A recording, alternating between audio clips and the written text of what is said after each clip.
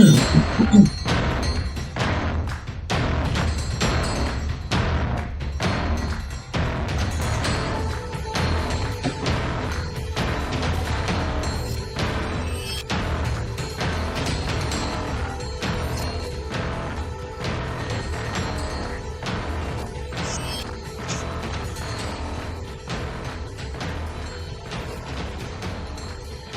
my God! Don't start this dumb shit, man.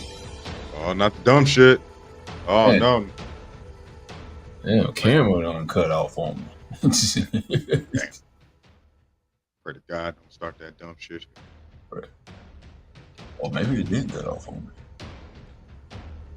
Oh, is your camera on? Because I don't see nothing. Nah, not yet.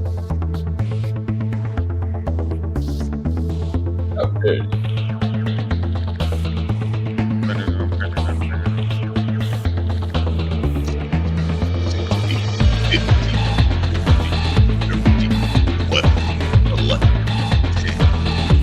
I'm not gonna do that. I'm not gonna do that right before I go on. I'll do that.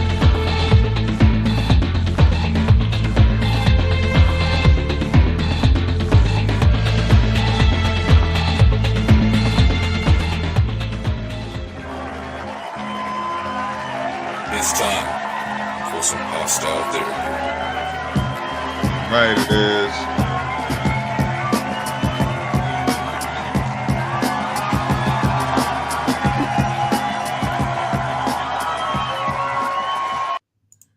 All right, now it's gone now. All right, it came back up.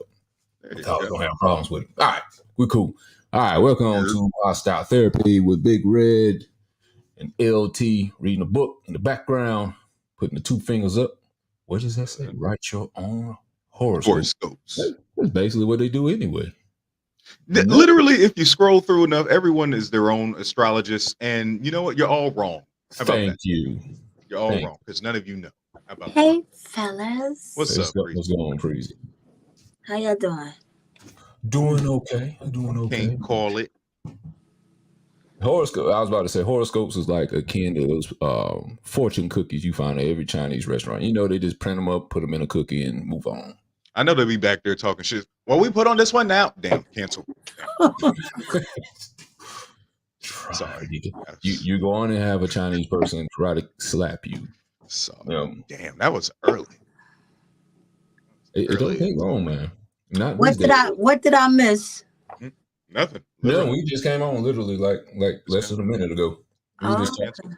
He had a book up talking about writing your own horoscopes, and I was like, that's basically what they do anyway.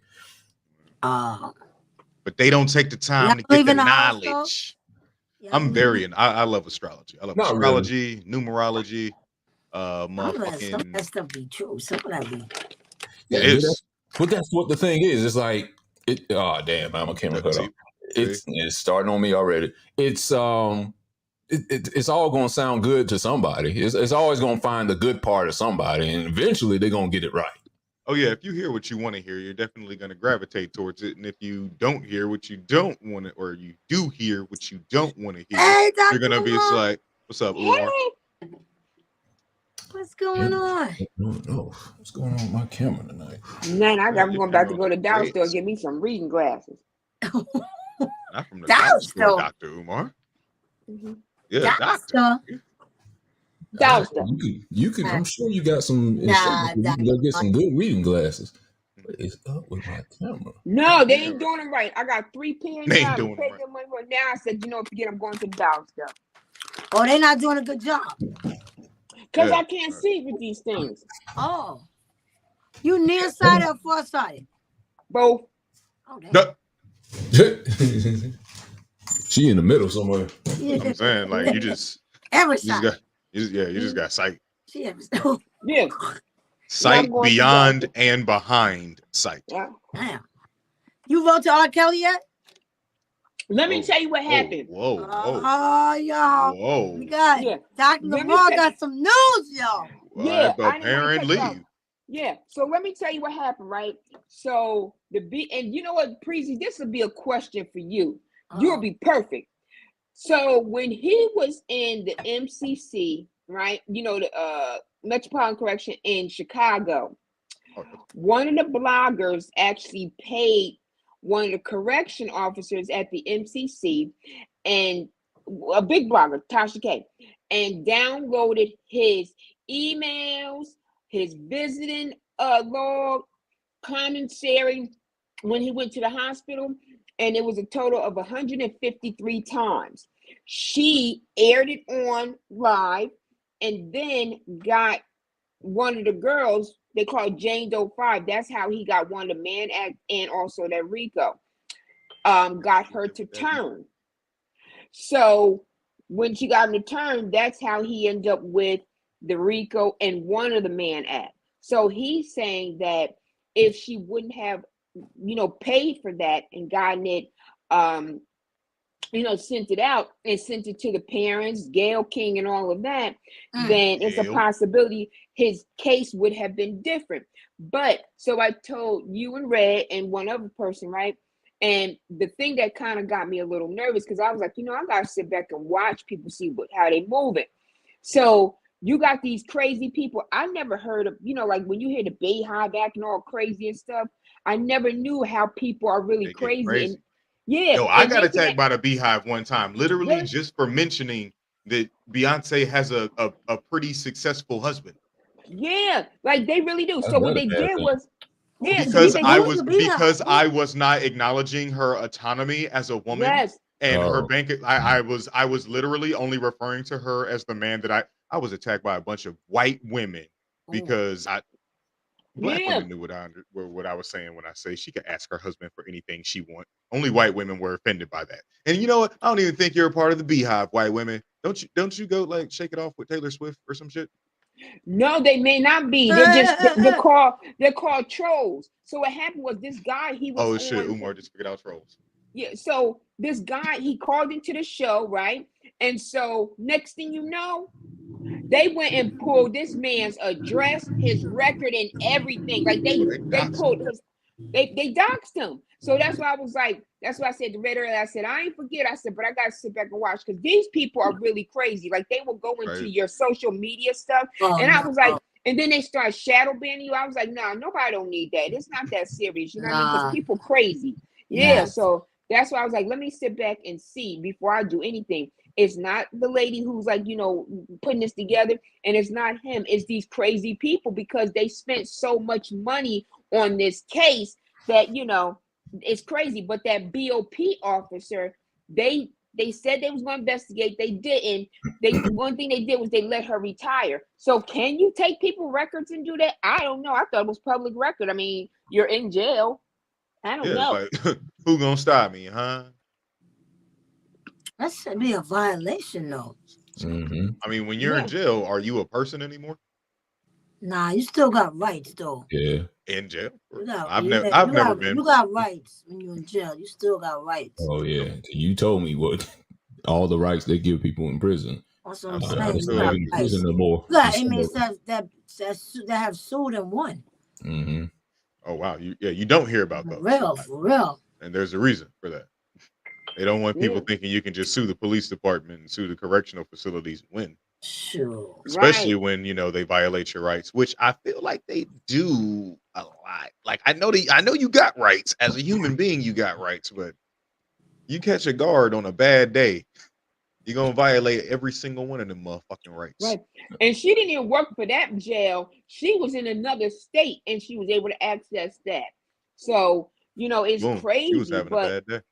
Yeah, 100. She downloaded 153 times in the paperwork, but that's why I said, let me just make sure, because again, you don't want to get shadow banned and people going through all your social media. It's not even worth it. You know what I mean? No. If you put his name in the title, forget it. These people start going crazy. I'm like, they really violent. They don't send cops to people's houses and stuff. It's not worth it. So I was like, I'm gonna sit back. I'm gonna think about this. I'm gonna sit on it for a while. Yeah, definitely. But let me ask you a question, Pre. This one just popped up in my head, and I've always kind of want to ask this question before. I've thought about it before. Okay, prisoners, of course, some of their rights are taken, right? They can't live in normal society. They can't do certain things. They can't, go to the bathroom when they want to. They can't go outside when they want to. They can't, their rights are taken. They can go to the bathroom when they want to. Oh, okay. Well, all right then. Well, they got that. I didn't know either. Yeah. They can't leave when they want to. They can't go home. Those rights are taken, right? Right. Okay.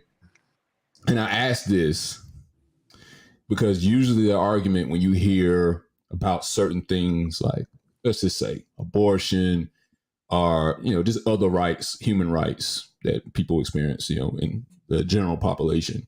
And usually the argument is it's your body and you can do whatever you want with your body, whatever. Does that go away as a prisoner?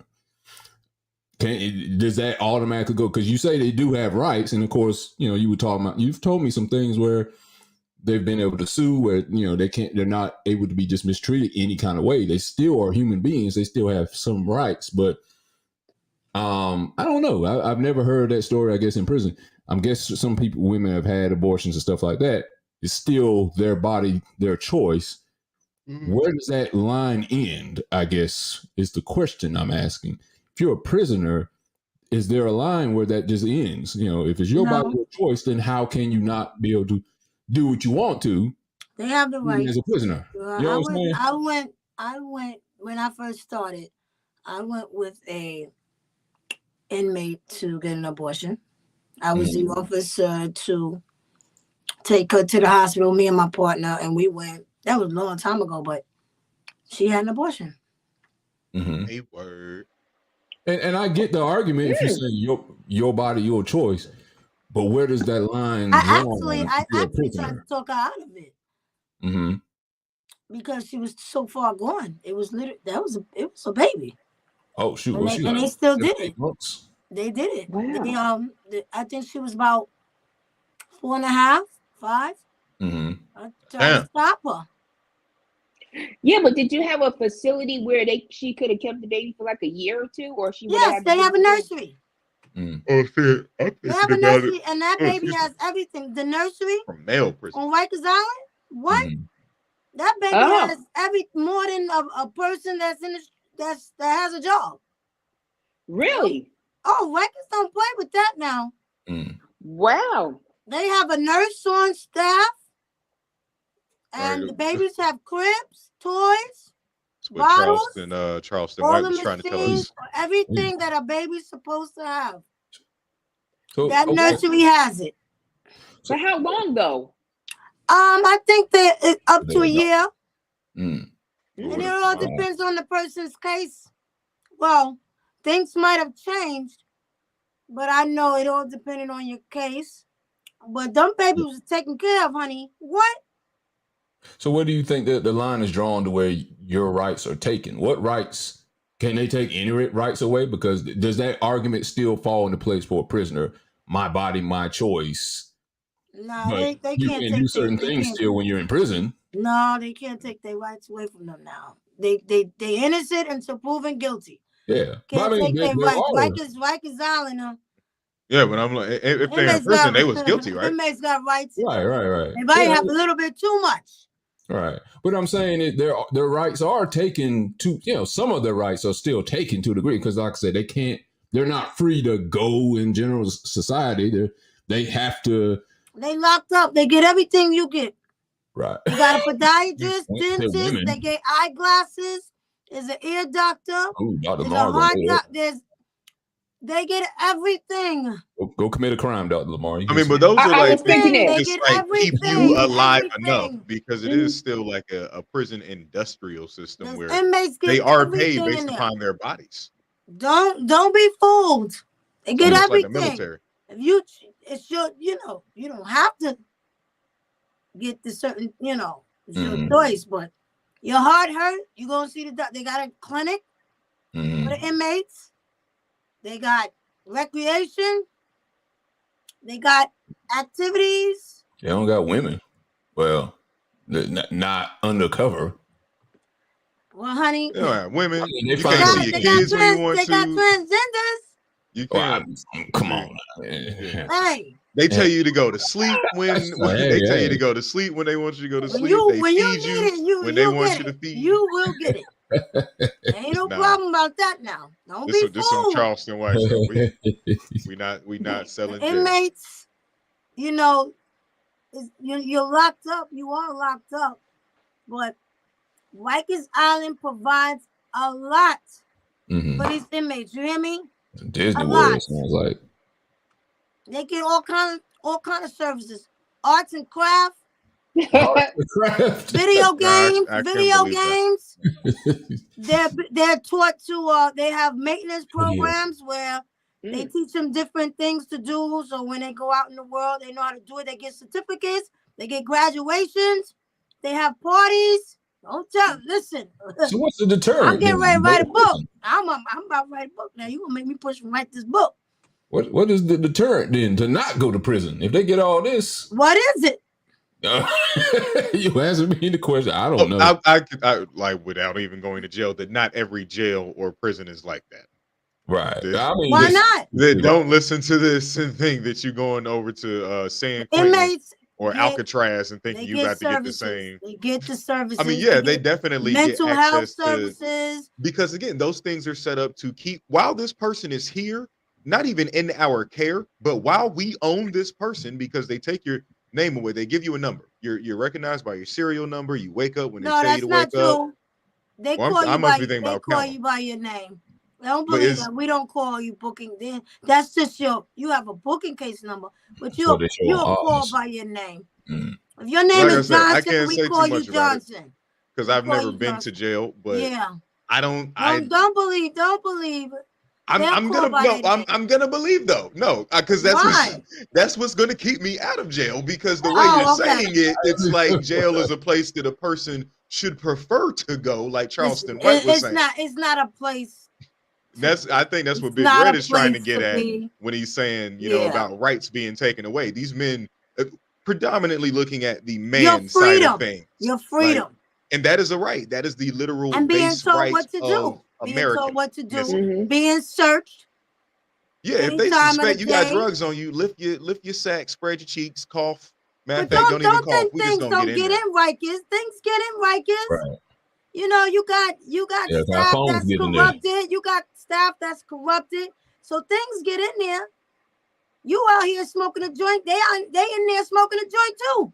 Oh yeah, I've seen 60 Days in. You can definitely get the shit up in there. But that had to come through someone's butthole though. Hey, they don't care. Don't believe that. Ain't nobody putting no. How else did it get in? They ain't gotta do that. Either way. Me smoking my joint out here does not put me in the kind of trouble that smoking my joint already in jail would do for me. Nah, the officers. Because that's just more years added to my sentence, more free labor they're getting from me. If it's getting in, it's getting in a corrupted way because the officers like Gonzalez do their searches thoroughly. And I can't say all because we got good and bad in every occupation. But the ones that's doing their job correctly, trust me, you ain't getting nothing past them. But you got the ones that slack and don't want to do their job and want to be their friends and just want to get paid. But maybe they want to get paid a little bit more. And that's eventually you get training caught. Day. Now you got a booking case number. Is it worth it? This good old money and good old pension. Hey, this is America. Is it worth People literally ask themselves that question every day and say, yes, it is. Yeah, you got officers that do that. They weak. I say they weak. They are. We all work to be on that side of the badge and participate in crime. I think is yes. That's that. But I mean, we've seen time and time again how the justice system, not even just on a police level, but on a judicial level, is corrupt. It's definitely set up against a few, present parties included, and only made to benefit an even smaller few. No present parties included, because none of us have that huge. Bars. I tell you, my cousin was locked up. He got his teeth done, like almost like veneers. Oh, yeah. He done went to school. He told me, I couldn't believe it. He done opened up a cafe. I said, cafe, coffee cafe, like teaching. I was like, they was doing like commercials or something like that. I'm like, where the hell are you? Like, are you serious? But are you sure he wasn't just at Job Corp or some shit? Like, because it's damn near the same. They have. He was like really in prison, like in Virginia. Like he was in prison. I couldn't believe it. I was Virginia like, ain't no hard. And they have a lot of programs and stuff. You know, I'm like, you know, you got a lot of people that have made mistakes and. No, they don't come back. But then I mean, keep in mind, I'm not downing it. The prison system should rehabilitate people. Yes. But a lot of us aren't going to prison first. Our first stop is going to be county, and you're not going to get these things on the county level. You're not going to get these things on the Remember, jail Rikers Island, you only detained. You know, you're a detainee, so you can't take things away from them that you know is supposed to be issued to them. You know, it just don't work like that. So wait, when you say department says they got rights, they got rights. When you say detain, I'm sorry, go ahead. No, go ahead. When you say detain, what? That's like a stop for the next place? No, I mean until proven guilty. Oh. Okay, so right now they detainees. You know that's what had that. What his name? Kendra Brown. What's his name? That guy that died in Rikers. He was there for like 2 years. Oh no, he didn't. Yeah, no, I know you're talking about Browder. That was so sad. Yeah. But and that's the bad thing. You can actually be in there waiting to see the judge, and it could get adjourned or. That's what I'm saying. Corruption on a level that goes above just the correctional officers. That's frustrating, and then now he's angry, and now his incidents happening with him and going to solitary confinement and all this, and then he was in solitary for like damn near 2 years, wasn't he? See, that could drive a person. Well, he that probably will kept, drive a person. he maybe kept acting up and getting tickets. I mean, they're not gonna just keep you in solitary confinement. You had to be doing something. I mean, I wasn't there. I can only speak on where I worked at, but if an inmate is acting up, they're gonna keep just getting a ticket or whatever. But see, that's the thing we're saying about rights, because all CO has to say is the inmate was acting up, and you go with the CO's word. No, that's not true. You don't go to solitary confinement just for something. Trust me, you did something. And remember, I'm not gonna lie. That comes from a bias. Back in my days, if two inmates fought, they both had to go to the Bing. We called it the Bing. And they had to do like their little 10 days, you know. But with that being your experience and not trying to discount it, that doesn't discount the experiences that, you know, it may not be true to you, but that doesn't mean it's not true at all. Like there are situations where, I mean, the COs, they don't really have to do anything for the inmates. Like it's not like this is an adult daycare. You know what I'm saying? Unless that's what it is. Bro, they got too many cameras in there for you not to do your job. And if you get caught, you getting fired. When I came on, it wasn't all those cameras and stuff like that. Now it's a camera every 5 feet. And you'd be a real asshole not to do what you're supposed to do because you're being watched.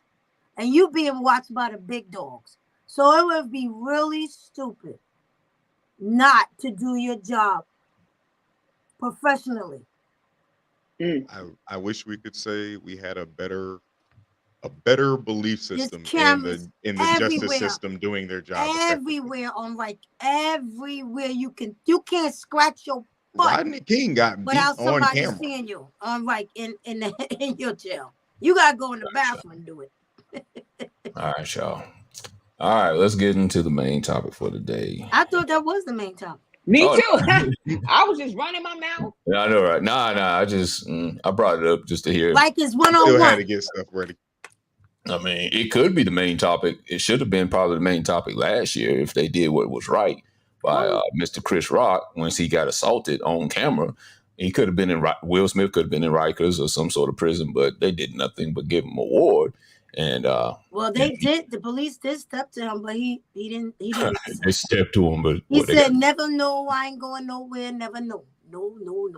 Yeah. Man's too powerful. Man is worth 9 figures. They won't about to put him in no prison or no jail or nothing like that. So rich nigga, he should have been escorted out. Something. Nigga, rich nigga, still nigga. I guarantee you. In case no one didn't see what happened, because even Stacey Dash didn't even know DMX died like a year ago. That's because she on drugs. Sorry, Stacey, but that's because she on drugs. I'm speaking to the people on drugs, or maybe they've been in prison and didn't have a TV or something. I don't know. No, the inmates get the news. I wish y'all stop thinking the inmates don't, man.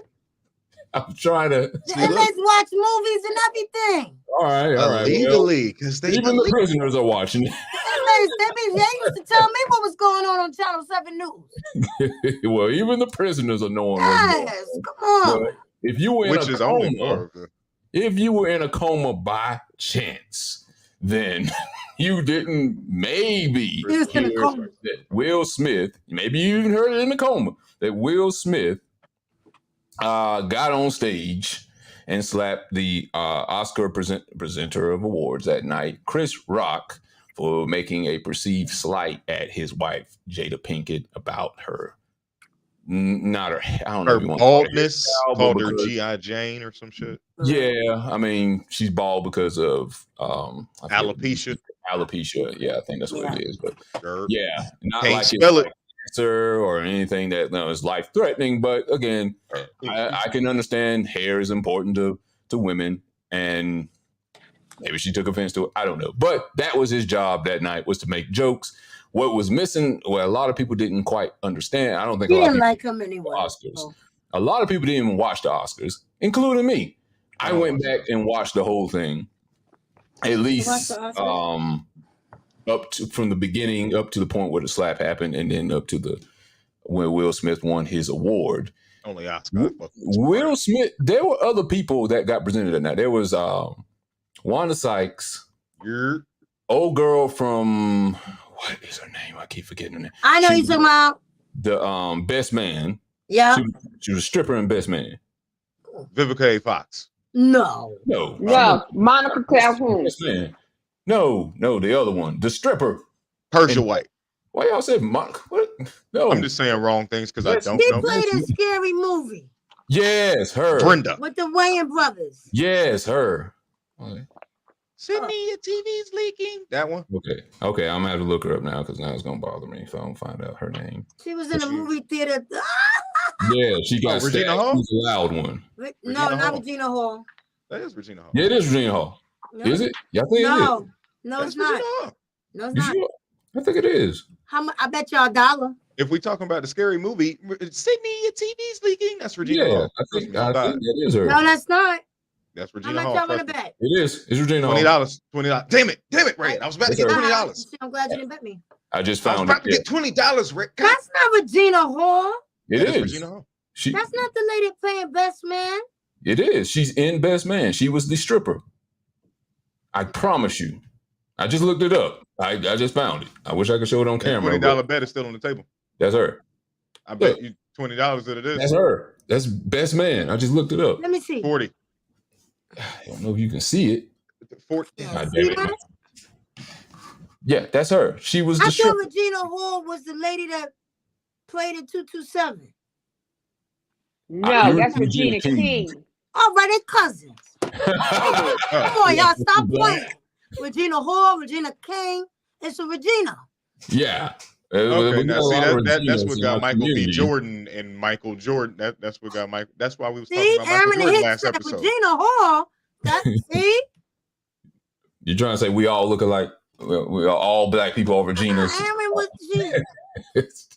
Regina Hall was on the. I mean, Regina King was on the Cosby's. Regina King. Regina King. She's the one who she lost her only child. Yeah, that is her too. You know dark facts about people. I'll be reading.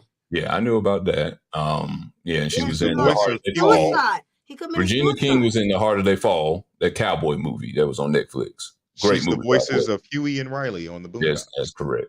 But Regina Hall and Wanda Sykes at the beginning of those Oscars, they did a little monologue back and forth. They made jokes about Will Smith, and then they made jokes. And Jada Pinkett made jokes about the entanglement.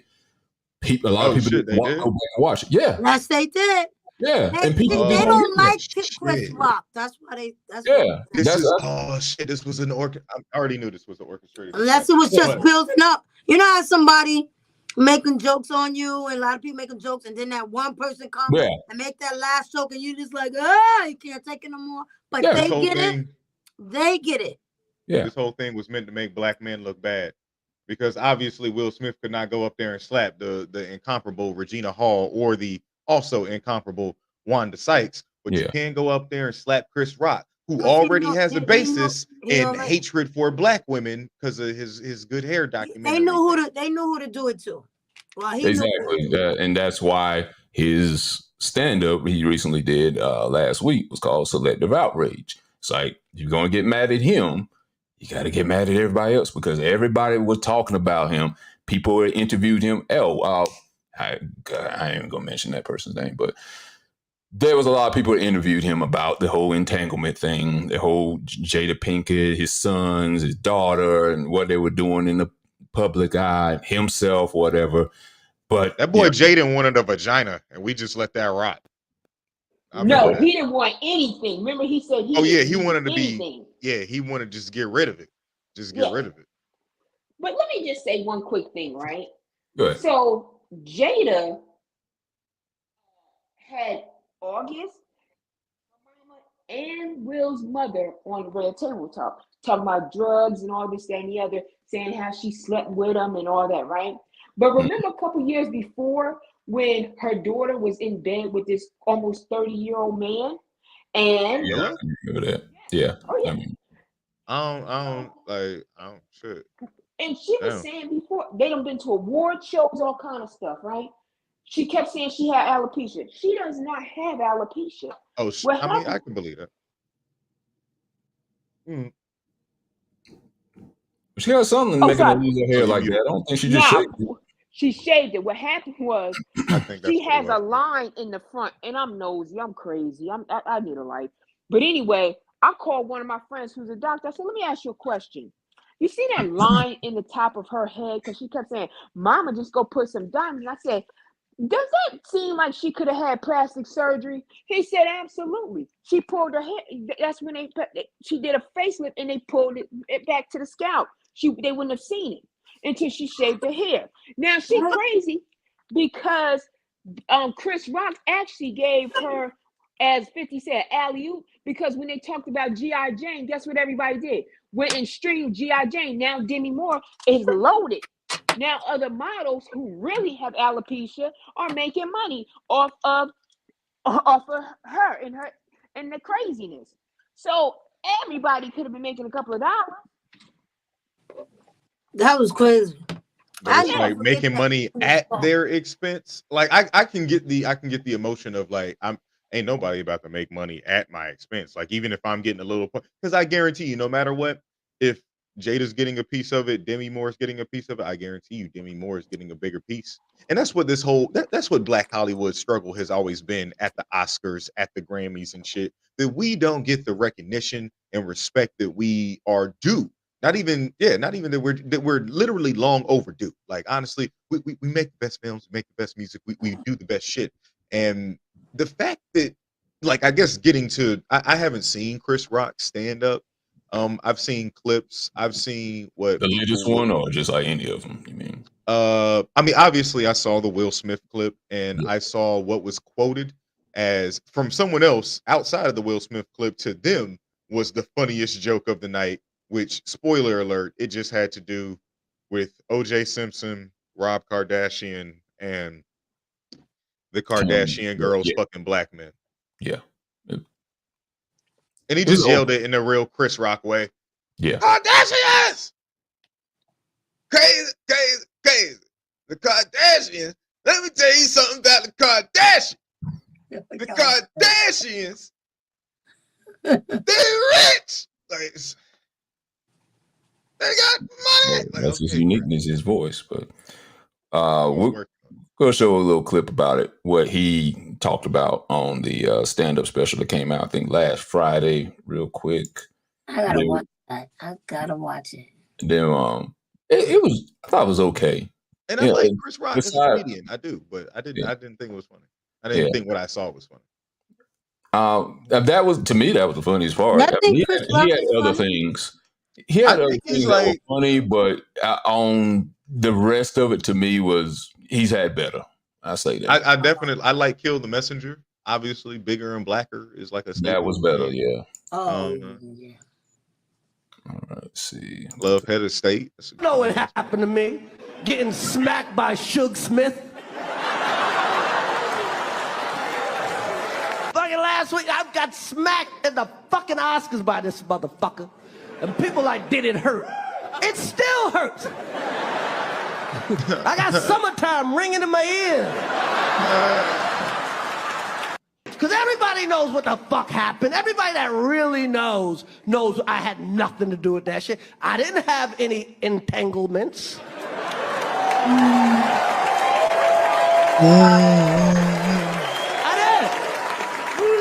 I did not have any entanglement. And then for people that don't know, and everybody know, his wife was fucking her son's friend, okay? Now, I normally would not talk about this shit. But for some reason, these niggas put that shit on the internet. I have no idea why two talented people would do something that fucking low down. What the fuck? We all been cheated on. Everybody in here been cheated on. None of us have ever been interviewed by the person that cheated on us on television. None of us.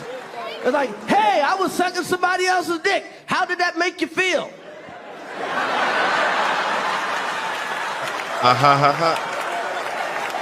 Everybody in the world called him a bitch. I tried to call the motherfucker and give him my condolences. He didn't pick up for me. Everybody called that man a bitch. Fucking Charlemagne called him a bitch, and the Breakfast Club called him a bitch, and The View, and The Talk, and every rapper, and the Drink Champs called him a fucking bitch. Everybody called him a bitch. They called his wife a predator. Everybody called him a bitch. Everybody. And who's he hit? Me. A nigga he know he could beat. That is some bitch ass shit.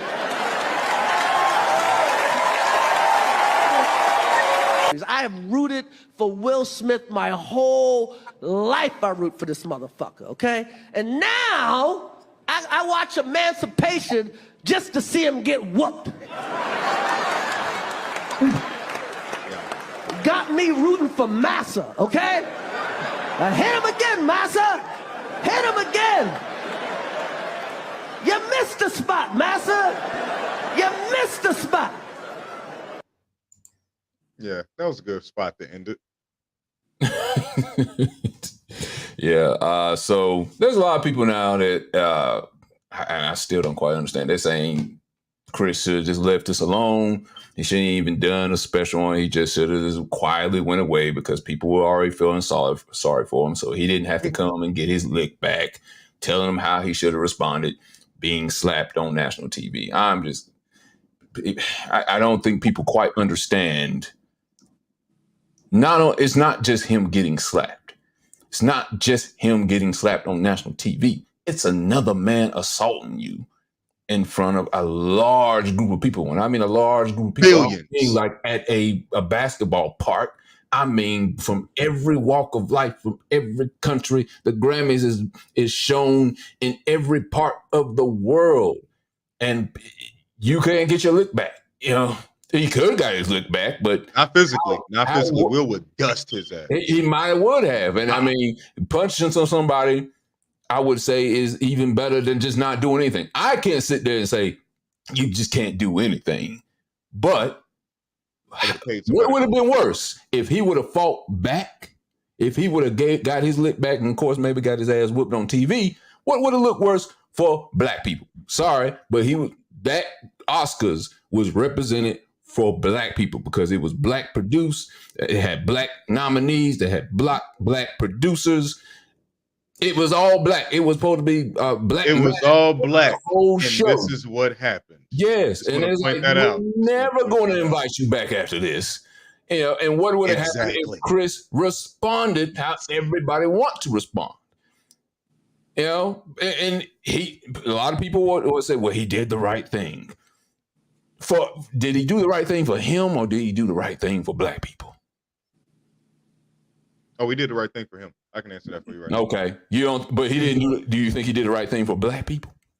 Oh, in the moment of, so what are we crossing here? In the moment of him getting slapped, yes, he did the best possible thing he could have done for black people. He was literally thinking of all of us when he sat there and took that slap. Chris Rock, you took that slap like a motherfucking man. You're not a bitch for that.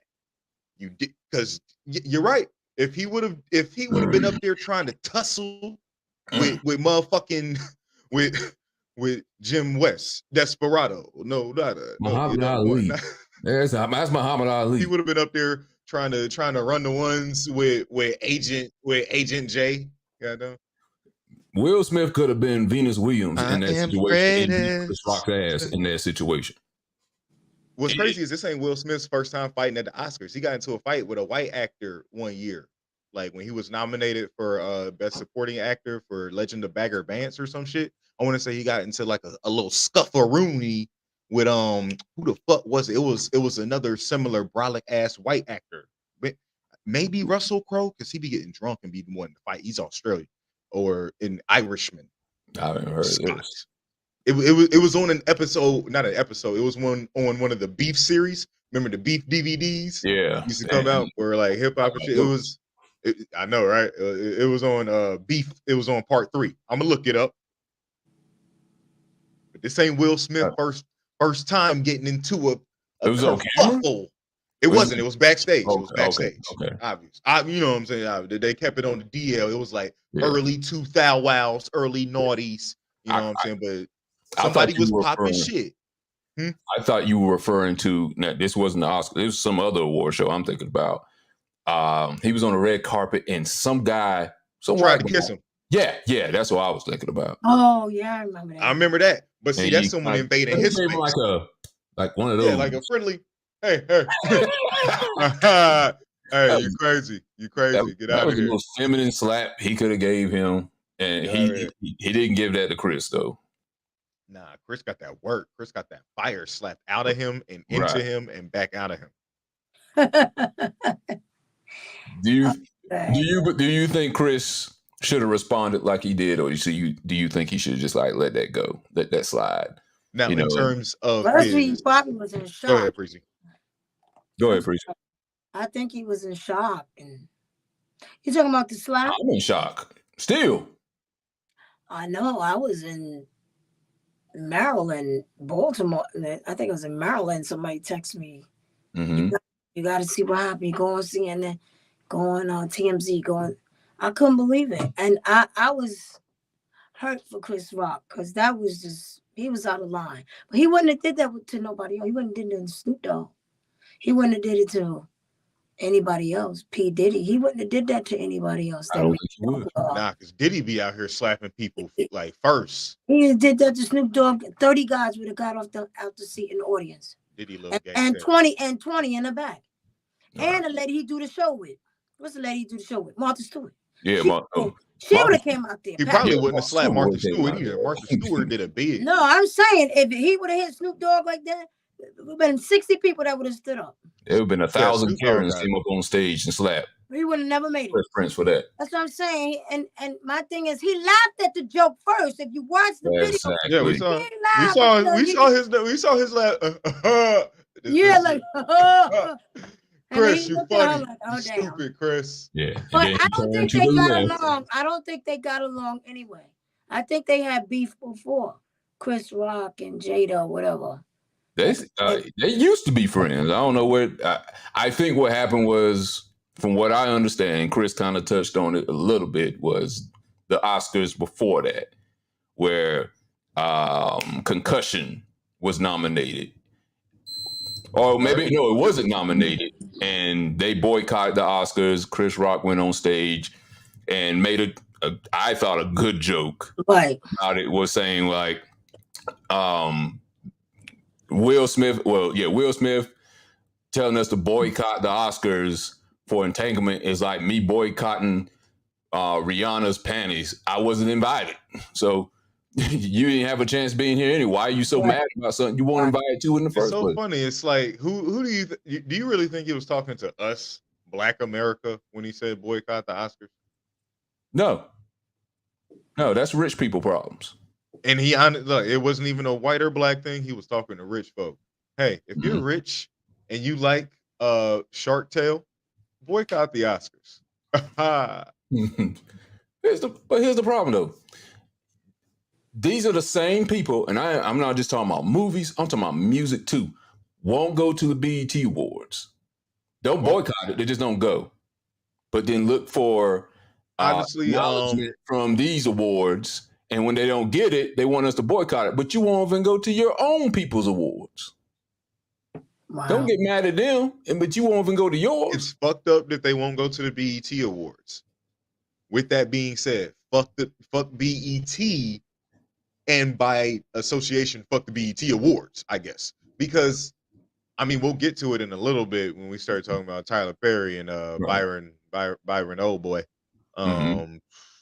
Yeah, like if they're just like we're seeing with Kanye, he's getting to the upper echelons of Hollywood and he's figuring out shit.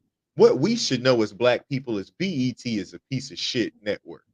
It does not provide positive programming for Black people. One of my favorite episodes of the Boondocks is when Huey does a social experiment on himself where he locks himself away in the basement and watches nothing but BET. Then you do like a week straight. Mm-hmm. Yeah, he did a hunger strike too. But no, that was a separate episode, but he did that as well. Okay. Nigga be doing a whole lot of experiments and shit. It made him dumber because, like, think about this. BET as a Black entertainment program or a channel has no educational programming for Black children. Why is that? Wow. Definitely not anymore. Well, shoot, for one, they're not owned by Black people anymore. They never were, to be honest. They were at one point before Viacom got them out. BET before he sold it. It was Black Entertainment, and they sold it, right? They sold. Bob Johnson sold it to Viacom, which is a part of MTV, VH1, and a bunch of that happened pretty quickly in the conception of BET. Yeah, Paramount. That's why we've never seen any educational, again, not even just for kids, educational programming. This is Black entertainment television. They used to though. When he used to own it, they used to have stuff like that. Teen Summit, they had the news. And you know what's fucked up? Thinking about it, he sold it then. He sold it to white people. To people that he probably knew did not have our best interest at heart. But you know what? He made some money. It made him rich. You know what that sounds like, LT? You know what it sounds like? Capitalism. That's another word for it. I was going to say selling your own people out to white people. That's what they were saying. What Chris Rock did here. That's what you can say. Africans are sold Africans to white people during slavery. This is the same thing. They put it in worse hands. Possibly. Chris Rock has done he's done his time in a dress. He's done his, you know what I'm saying? Ironically, on an episode of The Fresh Prince.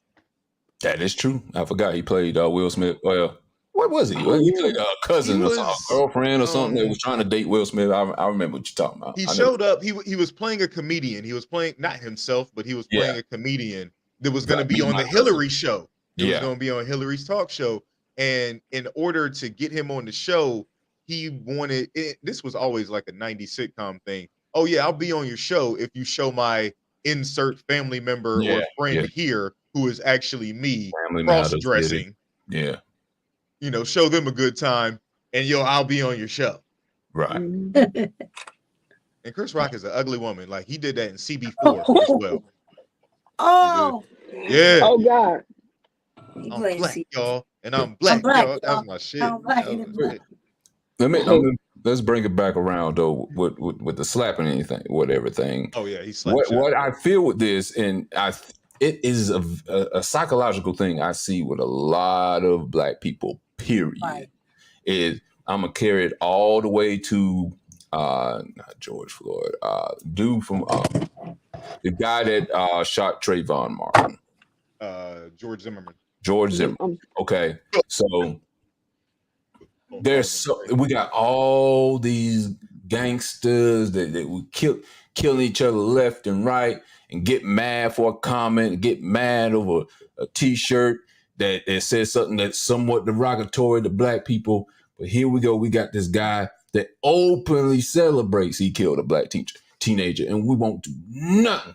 You get mad the murder weapon. That your wife had a bald head and compared it to G.I. Jane, but you won't do nothing about George Zimmerman. It's something psychological where it's like, I don't know, it's like voodoo. You know, voodoo. It was like a planned attack. Yeah. Yo, Will, now, do it now. Go up there and slap that bony motherfucker now. But he wouldn't have done that, I don't think, to some white comedian like that. I don't think he would have done that. But they know who's good. They know who's going to host the Oscar. Yeah, they know who's going to host the Oscars months in ahead. They know who's going to win the award months in ahead. I was watching an interview with Omar Gooding. Y'all know Omar Gooding from Smart Guy and Sweet Pea and Baby Boy. Terrible movie, but he was talking about the year that Cuba Gooding Jr. won the Oscar for I want to say best supporting actor in Jerry Maguire. Show me the money. I don't know what it is. Yeah. He said before they had even got to that part of the night, a camera crew showed up at his door in his house all the way back in Inglewood. For real, he was really out there with Do Dirty.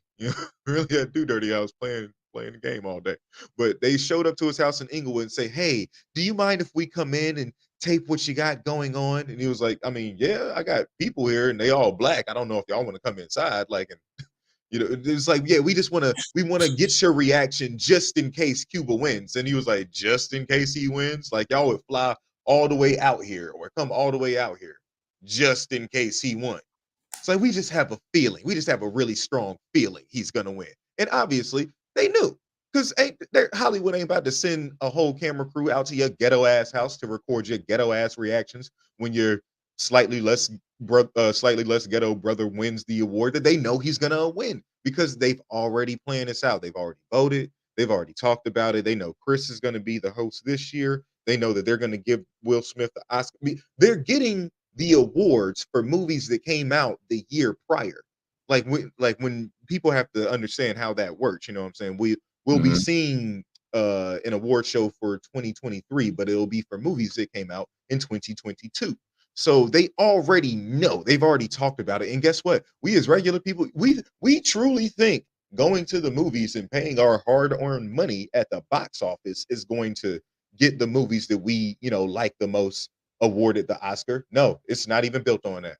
It's not. It's literally politics. Celebrities are literally just politics that we don't get to vote. Oh, yeah, most definitely. We don't get to vote for them at all. They're just, we're going to put you here because we want to sell this. But do you think that, and this is why I was bringing up the BET Awards and George Zimmerman, that we value what, white people think about us more so than what we value our own people? We do. And that's also being displayed over at BET. That's what's crazy about it. Because at BET, they just give you more of the same stereotypical trash black programming that is continuing the cycle. Like literally, anytime something comes on, Baby Boy is always coming on next. Mm-hmm. Tyler Perry already, I literally thought he already owned BET because he has like 6 shows. He has a show on there that is literally about a Jesus replica sex cult. I don't know which one that one is. What is it, Greenleaf? I don't know. I don't watch so many of them. It's always well, he does have like a small piece of ownership already in them, which is going to help him become a major owner if he ends up buying. But look at what's happening to that network. It's still a piece of shit. There's still white pastors coming on at 3 and 4 o'clock in the morning trying to sell me miracle water. Still. Right, yeah, right before the stripper music comes on, then the Miracle Water commercials come on. They're like, which person do you want me to be? I can't be luring both me in with lust and then shaming me and right. immediately making me feel shame. Not just shame of the Lord, shame of the white Lord. Peter Popoff coming on my TV late at night after I just got through doing something ungodly in my middle school was crazy. So what do y'all think, Preezy, Dr. Lamar? I'm gonna get y'all in here. About, do you think, because Will Smith and Jada, they wanted everyone to boycott the Oscars, and a couple years later they show up when Willett Packard, I think, is the one who produced it, and like, they ain't even give me a memo. We care too much about what the input of white people, white awards are, instead of our own. Like I said, BET, and there's other award shows that we could go to too that are, black infused, but we seem like we care too much about those. Instead of going to them, we should have them come to us. If they want to copy our style so much, why not have them come to us? If we're the originators of everything, why not have them come to us? Why are we so worried about what they're doing on that side? Yeah, I mean, I don't know. Oh, you know what? We do worry about it, but I mean, they were trying to boycott it, and then when they start recognizing us a little bit more, now they have a problem with it. Personally, I like how the Whispers are. They never won anything, and they still get a lot of support. Are the awards that important to me? I feel like my award is when the people support me. Forget all that, those awards and all that, because I think it's lost its luster, actually. I really do think so. I think it's just they go there, they eat nasty food, they wear tight clothes, they're sitting there for hours. For what? Forget it. I just think it's over. Busters. You're busters. Yeah, forget it. And people that sit at home, I'm sorry to say it, like I don't think I ever sat down and watched the Oscars or the Grammys for real, because nobody was. Because from the inception of black culture, black music in America, we've never been given our due credit. And I can remember Will Smith like I was born in the fucking 80s, but I can remember back in the fucking 80s when they wouldn't play or they wouldn't give out the Grammy for best rap song. They wouldn't do it. They would do it during commercials, so you wouldn't get to see it. And their performances would be during commercial. Now I remember the Fresh Prince and Jazzy Jeff were one of the main people boycotting back then. So it's like, even though we have these other black award shows, what are we really giving out awards for? I heard Dr.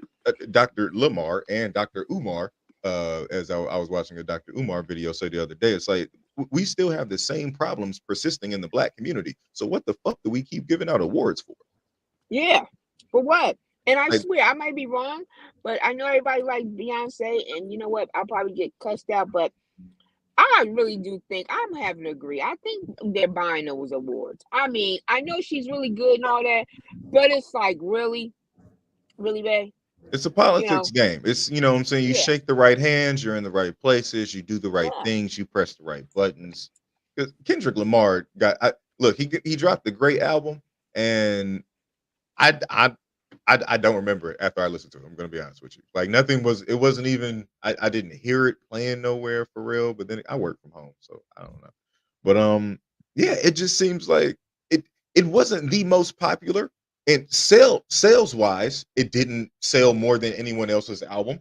Impactfully, like it was up against some contenders. Like if you're a Kanye West fan, it was up against Donda. If you're a Drake fan, it was up against CLB. If you're a J. Cole fan, it was up against motherfucking the off season. And I want to say what else was in there? Was it Benny the Butcher or some shit? I really so. And was there another person? Is that it? Buffalo, New York, Benny the Butcher. That was it. And yeah, Kendrick Lamar is a very deserving artist, but from a fucking 5-year hiatus to drop an album that sells literally the third best out of the top 3 group that you're in, and to still get the great, like, it didn't move me and shake me the way it might have shaken a Kendrick Lamar fan. I'm gonna be honest. I fuck with CLB more. especially when it's cold outside. When it's getting real oppy outside. I don't think we should base it off of sales, though. But also just vibe wise. Determine who wins the award. What is being tallied? I think it should be the art. Does it move the art form forward? It shouldn't be off of sales because what is that girl? I forget. They played the jazz. Noah. Is it the people? What is it? How do they determine who wins the award? We don't know. We don't get to be a part of that process. This isn't the People's Choice Awards. There's a whole different award show for that's get popular music. Who determines if the person won and the category is for best? How do they get the information? Because if we go off with just sales, then all Marvel movies would just win the Oscars. That's what I'm saying. Like in terms of the Oscars, like the movies that do best at the box office are always comic book movies. But when you watch the Oscars and the best film goes to the Green Book. Yeah. Right. Yeah. I mean, no one went to the movies to watch that for the most part. Shout out Mahershala Ali. He was in that, but that was a movie about racism in the South. So of course they gave that the fucking Oscar because the white guy was the lead actor. Yeah, he also was he was a gay guy in that movie too. Oh, he was gay? You didn't watch the movie? No. I watched YouTube and YouTube tells me about it. That was the main part of his story. He was a gay black guy in the South. He was. I mean, obviously, I know for some reason I know about the movie. What's the name of this movie? Green Book. And I know it won Best Picture. Oh, Green Book. Oh, that was a good movie though. And it was. But he had the white driver. Yeah. Yeah. No, he was, was it? See, I don't know it because I didn't watch it. But then I think his family was saying there was no truth to that. Yeah. There was some people that were lying. They fluffed it up, and that's what that's how I know shit be getting covered up, regardless of where it is. They be covering that shit with Will and Chris. He did that one, but what was the other one? It was another one he did where Moonlight. Oh, Was he in that one too? But I don't think he got the award for Best Actor. I think that got the award for Best Picture, though. Yes. Wait, what was that movie about, though? I don't know. I haven't seen Moonlight either. It was about I know Ashton. I think it was some gay stuff. Experience, yeah. Yeah, it was two black boys. Some gay stuff under the moonlight. Boom. Yeah. And they both were in that movie. Well, he wasn't the main character in that one, but yeah, he was in that one too. So yeah. That boy Mahershala Ali be acting. He ironically enough, he's Blade. about to be in the Marvel universe as Blade. Aaron Hicks said yes, Moonlight. Yeah.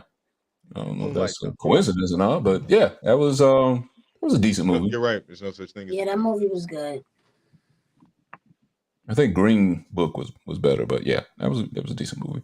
But and back to what we were saying, in all walks of life, not just the Oscars, not just the music awards, in all walks of life, it seems like people are willing to fight ourselves much faster over a slight than someone who commits even worse a crime. Like someone would go fight Chris Rock and hate Chris Rock, or someone would be willing to fight Will Smith and hate Will Smith over that night versus something that George Zimmerman did. Right.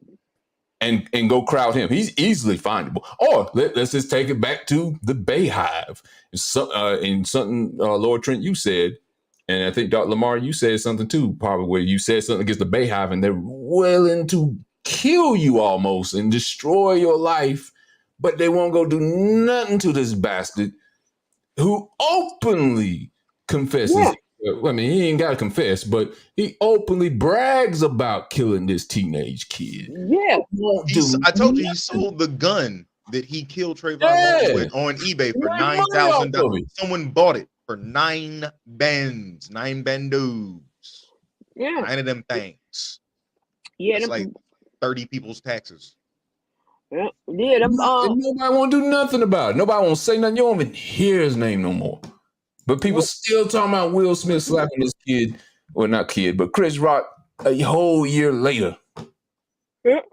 I just didn't like the part where he was, where it got to, I was raised not to fight around white folks, and everyone in there started.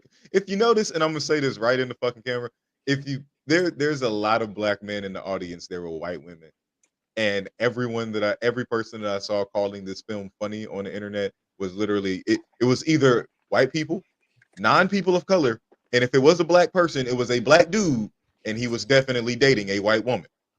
Like I said, the funniest, or what someone called the funniest quote or joke from the damn stand-up was a bum ass Kardashian joke. You can call this black woman a bitch. You can call her husband a bitch. You can literally say I watched this slave movie just to get, and I get it. Chris Rock is a comedian. I expect him to come back and make jokes about the shit. I expect him to come back and talk shit about this shit. But it just felt like there was it just felt like in that moment he had lost his integrity or his solidarity to trying to protect the image of black people. I felt like he definitely took that opportunity to just throw some low blows, just throw some stingers in there, but it just felt it felt forced. Like I said, like I actually do find Chris Rock funny. I love Everybody Hates Chris. I love that show. Like I said, Head of State is a funny ass movie. Pootie Tang. Who don't love Pootie Tang? You don't love Pootie Tang? Oh Lord! He brought it all the way back. I forgot all about that. I hate that. What a time. No way. Hate that movie. Got to say the name on my Damons. I like Everybody Hates Chris. Yeah. Oh. Capital. Pootie Tang. If I could burn every copy of that movie, I would. Hey, some movies are so terrible they're good. Right. Yeah, just that movie. What's that Wayne movie? Don't go drinking in the hood or whatever. That was the movie. Don't be a menace to South Central while drinking your juice in the hood. Yeah. Yeah, that movie's funny. But oh god, Pootie Tang. Mm-mm. They're both also they're both cinematic masterpieces. Yes, I agree. Masterpiece. One is a masterpiece. One is a piece of crap. Cinematic masterpiece of crap. Whatever. Pootie Tang. Sarate. So, Priest, let me ask you: if you in that situation, let's say you Chris Rock, how would you have handled that situation? Will Smith, or let's just replace Will Smith with I don't know. I'm trying to think. Anita Baker come up on stage and slap you for you making not Anita Baker. Yeah. I don't know. You might have, you gotta eat that. I'm sorry, you gotta eat that. She'd be like, I apologize. On some real shit, like, things that I do. Oh god. Yeah, you gotta eat that. I knew I was wrong. Because I'm gonna understand why, but I'm gonna also be mad if you slapped Anita. If anyone slapped Anita No Baker. way, you gotta check. Anita Baker, Josephine Baker, either one. No, not Anita Baker. No. Mary J. Blige come up there. Oh no, yeah. That's even worse. Hasn't she been through enough? No way. Are you kidding me, bro? Y'all Are you kidding me? Don't you dare. No, don't you dare. In my life. What? That's gonna make it worse if Mary J. Blige slap you. No more pain. No more love. That is she's my favorite. Are you kidding me? That's why it's gonna hurt worse because your idol. No, me and Mary J. Blige, we ain't never gonna get no problem like that. It's gonna be no hateration in this I would be like, commercial. We need a commercial break. Mary, what's going on? What? No, you got to use somebody else. Okay. Taylor Swift. Oh. You fighting back. Okay, I like that famous is all I have to say. And first of all, I felt Chris Rock was off guard. Because if somebody come up to me, I would be like, yo, what you doing? I don't know. I'd have been like, what you doing? Why you coming up here? He just stood there. That's why I'm like, Chris, you're not really from Brooklyn, I feel like. He just stood there like it didn't even look like when Will was coming up there. Because Will coming up with a like if Will came up with a smile, that's some crazy shit. He's but walking up to you. Why didn't you just say, "Yo, what you doing? What you getting ready to do? What's up? What's up? Here come Richard. I don't know. I was like he saw him coming. He was looking at him. Roll up on him like that. Yeah, but he walked up there like George Jefferson, with the walk and stuff. Yeah, he didn't expect nothing. And think about this. He was just allowed to get to the stage. I know. What happened to the security? Well, he's like, oh, that's a black thing. We'll leave it alone. Security's like that. They do that. They fine. No. That's some bullshit. That's some bullshit. I feel like Will this is an been award show, y'all. Out of that building. This is the Oscars. What message did you send by allowing him to hit him and go back to his seat? He should have been escorted out of that building. He should have been escorted out of that building.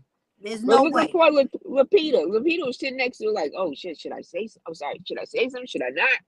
Her expression. When he hit him, and he died at the same time. The police or whoever, the security guards, the BET, sir, we need you to come with us. He should have been out. He should have been escorted out of that Mr. building. Smith. No way. Mr. Smith. Yes, sir. Mr. Smith, please. Men in Black, let's go. Let's go. That was a lot of money you would have escorted out of there. They didn't know. They were shocked. Everyone felt like they were slapped. I think people thought it was a skit. Exactly. When I first saw it, I was like, oh, that's a skit. He didn't even hit him. I was like, Will Smith just smacked us. Smack shit out. Yeah, because he took it so well. I was like, oh, that must be a skit. I'm like, all right. I'll that slap looked like it hurt. It looked like it hurt to me too. I think the microphone helped out a little bit with that, the loudness, the boom, the bass that was in that slap. Oh, wow. Green Clovers and Purple Heart shoes and everything. Because there's a much larger question around, like, why did Will, like, it's always going to go back to Will. Why did you do that? If I was the head of BET, get him out of here. Get him out of here. Because the answer is easy. He slapped Chris Rock because that was a culmination of everybody picking on him. Chris Rock just happened to be the period at the end of a sentence, or an exclamation point at the end of a sentence. That's why he got slapped. It could have been. It might have been somebody else. It might have been maybe not Martin Lawrence. It could have been somebody. It could have been the Michael Blackson guy doing the commentary or the jokes that night. They would have tased the fuck out of Michael Blackson before he even made it to the stage. Michael Blackson would have been. Michael Blackson made if it could have been him making the jokes instead of Chris Rock, and he would have got the slap instead. But I feel like I just got slapped because I thought about Michael Blackson at the Oscars. Yeah, you're right. Michael I'm just saying. Like, this mother. What? Like, because one, I would be asking, what the fuck was Michael Blackson doing at the Oscars? That would have been a legitimate question. But that's all it was to me, was Will Smith. That was the culmination of a whole bunch of things. And the fact when he was laughing and then he looked to his right and he saw how Jada was looking, he's like, oh, no, she ain't happy about that. She's not pleased at all. But he had no right. He had no right to get up and see and step right. But why not handle it backstage? Like, that's why it's so weird and it's spooky that I'm trying to find the article or the instance of Will Smith waiting for a commercial with someone backstage at the Oscars. But all I find when I type in Will Smith Oscars, obviously, or Will Smith backstage Oscars, is, the shit with him and Chris Rock. It's obviously been hidden. It's been scrubbed. Can't find it anymore, but I'm gonna sit down. I'm just gonna have to watch Beef 3 all over again. It'll be the 12th time. Could have waited for a commercial. Went and spoke to him. Listen, I didn't really. Jada didn't like what you said. Please don't make no more jokes about my wife. And then Will. He could have asked Chris to on commercial. He could have asked him to. The last joke I made to Miss, Jada Pinkett. I apologize for that. Or went to her personally. And Will Smith head though. But that he's been wanting to do that for a long time. May not have been to Chris Rock, but in his head for years, he's like always fantasized like, man, I just want to slap the shit out of the person. Next year, man, I just want to punch this person down. Man, I want to kill this person. But Chris Rock, and this is where I'm like, I want to be mad at Chris, I don't want to be mad at Chris. I just don't like what he said. But it has nothing to do with Chris. But yeah, it's like, this is who you pick. That's why I'm just like, why? Why? Because he's just 150-pound non-threat. So yeah, and on tonight of all nights when you know, and this is so horrible. Yeah, this is what's fucked up because, like I said, they know when someone is going to win the Oscar. He went to the Oscars that night knowing he was going to win for King Richard. They had the conversations. He had done the necessary press work. It was all like you could not flip your channel 2 or 3 channels without seeing a commercial for King Richard. This is a movie about, the only reason this movie is about the fucking father of Serena and Venus is because we got Will Smith to play the dad. Does anyone else smell an Oscar? They literally sit at meetings after they've done a mountain of cocaine and say, yep. And we're gonna get so-and-so to play this, and come Oscar season, boom. They already knew they knew who they were gonna get to host it. They already, and Chris Rock he does a lot of voiceover work for Madagascar. What other shit was he that he do? Or did he do the Boondocks? No, he wasn't on the Boondocks. I mean, he's done a whole bunch of other shit, obviously, but I'm trying. Like, they'll pick people who have a lot of current things coming up to participate in the Oscar award season.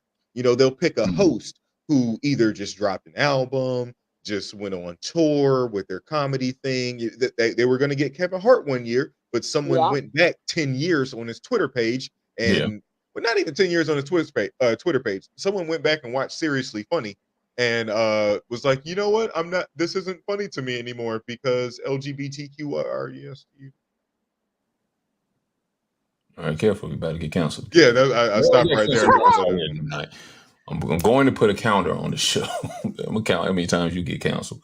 But okay. But yeah, I just I think everything was a culmination of years of the family getting picked on, if you want to call it that. But again, as he said, why would you put all these things on the internet to be consumed and to be judged by? You're going to put talking about you had an entanglement, cheating, whatever you want to call it. You didn't have to put it out there. You call it therapy. Talks amongst yourself. Go talk to a real therapist in the privacy of a building. You ain't got to put it on a red table talk, but your wife wants to do it to make some money, get some views or whatever. That's on y'all. I mean, if you make it for public consumption, then expect people to talk about it. And think about this. If the Oscars didn't want this to happen, why would they get a black comedian? Someone who is tapped into black culture and whose job as a host would be to literally roast and talk shit about what he knows about the famous people, primarily the black ones, in the room. Right. Knowing that they're going to give the award to Will Smith tonight. Yeah. But see, all the comedians did it that night. That's what I was like. Chris Rock was the only one that made jokes about him. If he was the only one, I can see black man. I don't even know. I can't remember. I know mostly the women. I think I remember making jokes because we're in Wakanda Forever. If you've seen Wakanda Forever, we're in a situation where we're killing off the men, and it's you know what I'm saying, they're flooding our system. Yeah,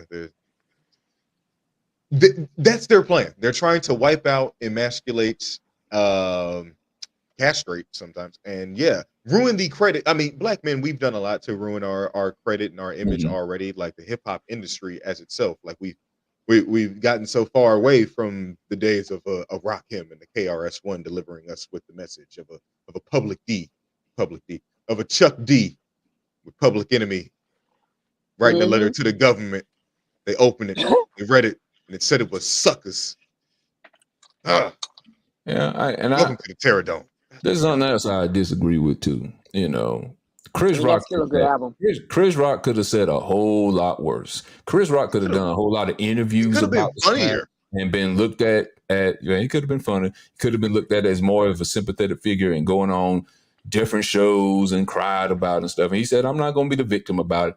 I do not think that his comedy special, with just that one blip where he's talking about Will Smith, is the equivalent or even close to him being slapped on national television in front of millions of people. I don't think it's nowhere near it. I think more so he condemned he didn't really say Will Smith is a horrible person. He condemned the act more than anything.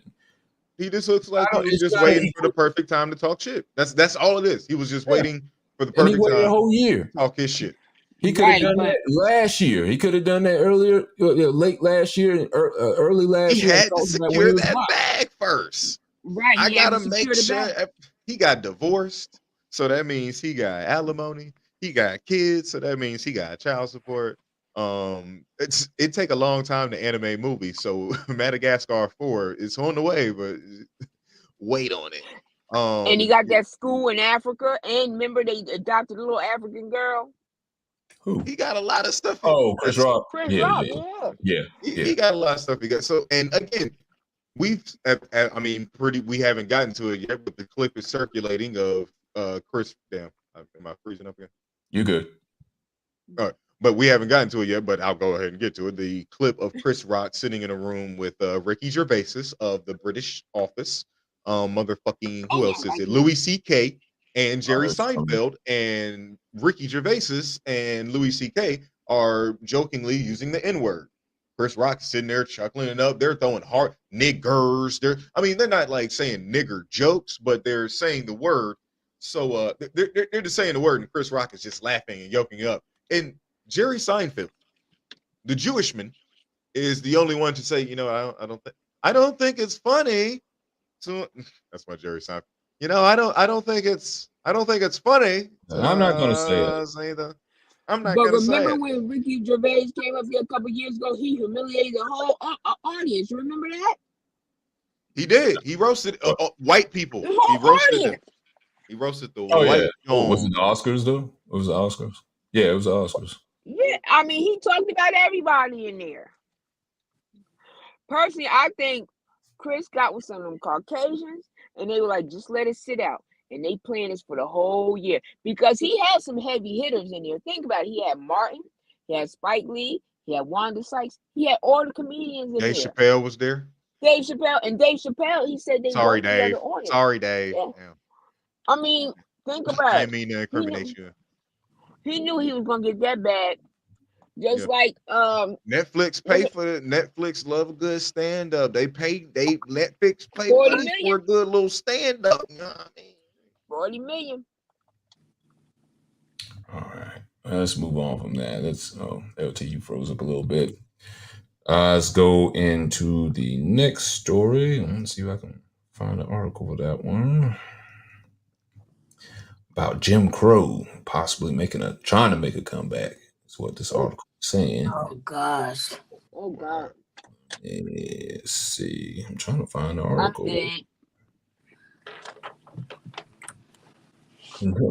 Where is? I know I saved that article. I can't find it.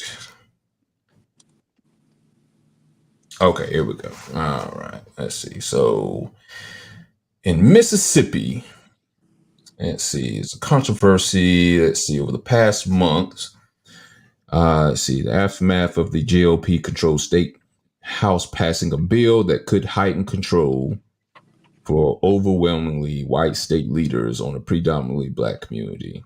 The Mississippi State House passed House Bill 1020, mostly along party lines last month, sending the proposal to the state Senate.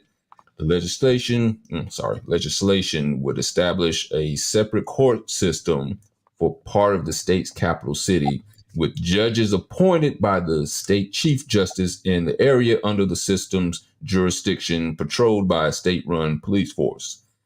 Most of the areas impacted are the more predominantly white neighborhoods of the city. The state representative who proposed the legislation has said the bill is necessary to address rising crime, but opponents of the bill have slammed it as racially motivated and branded it as an updated version of a Jim Crow law. And here's 3 things to know about the bill. Opponents of the bill say, it calls back to the Jim Crow era.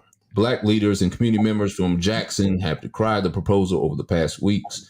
They come from a community that is more than 80% black, according to the U.S. Census Bureau. The Hinds County Circuit Court, which currently has jurisdiction over the county that Jackson is located in, is composed of 4 judges who are elected by voters in the community to their position. But this legislation states that the Chief Justice of the Mississippi Supreme Court would appoint each judge for the new court system to a 4-year term. So it no longer will be appointed by just voting them in. Now I'll read it again. The legislation states that the Chief Justice of the Mississippi Supreme Court would appoint each judge for the new court system to a 4-year term. The current Chief Justice is a white conservative, first appointed by former GOP Governor Haley Barbour. The state-run Capitol Police are responsible for patrolling in and around state government buildings and in downtown, but the legislation would expand their jurisdiction to include wealthy shopping and the residential areas. Let's see if I say this name right. Jackson Mayor Chokwe Ntar Lumumba, God damn, has been a top opponent plan, which would put a white Republican state official in charge of choosing the judges overseeing a heavily Democrat-leaning city with mostly black residents, at least until the current Chief Justice retires. Let's see. Lumumba compared the proposal to apartheid and stated it institutes plantation politics. If we allow this type of legislation to stand in Jackson, Mississippi, it's a matter of time before it'll hit New Orleans. It's a matter of time before it hits Detroit or wherever we find our people, he said. Yeah. Lumumba told CNN's Breonna Kyler in an interview last month that calling the bill anything other than racist would be less than honest.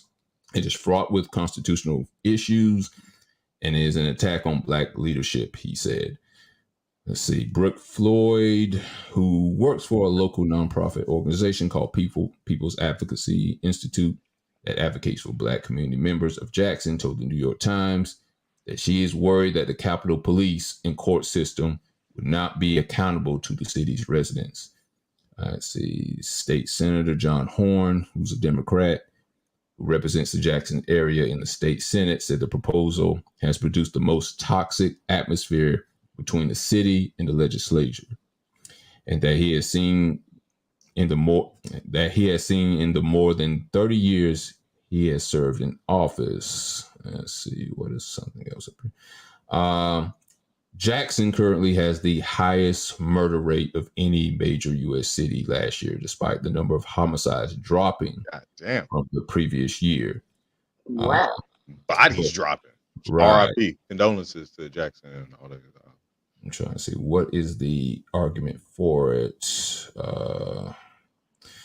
Let's see. The Times reported that Lamar and other backers of his bill have noted that the area the legislation would affect would still be 55% African American, but most black residents of the city would still be left out of the new district because Jackson's white population is small, of course.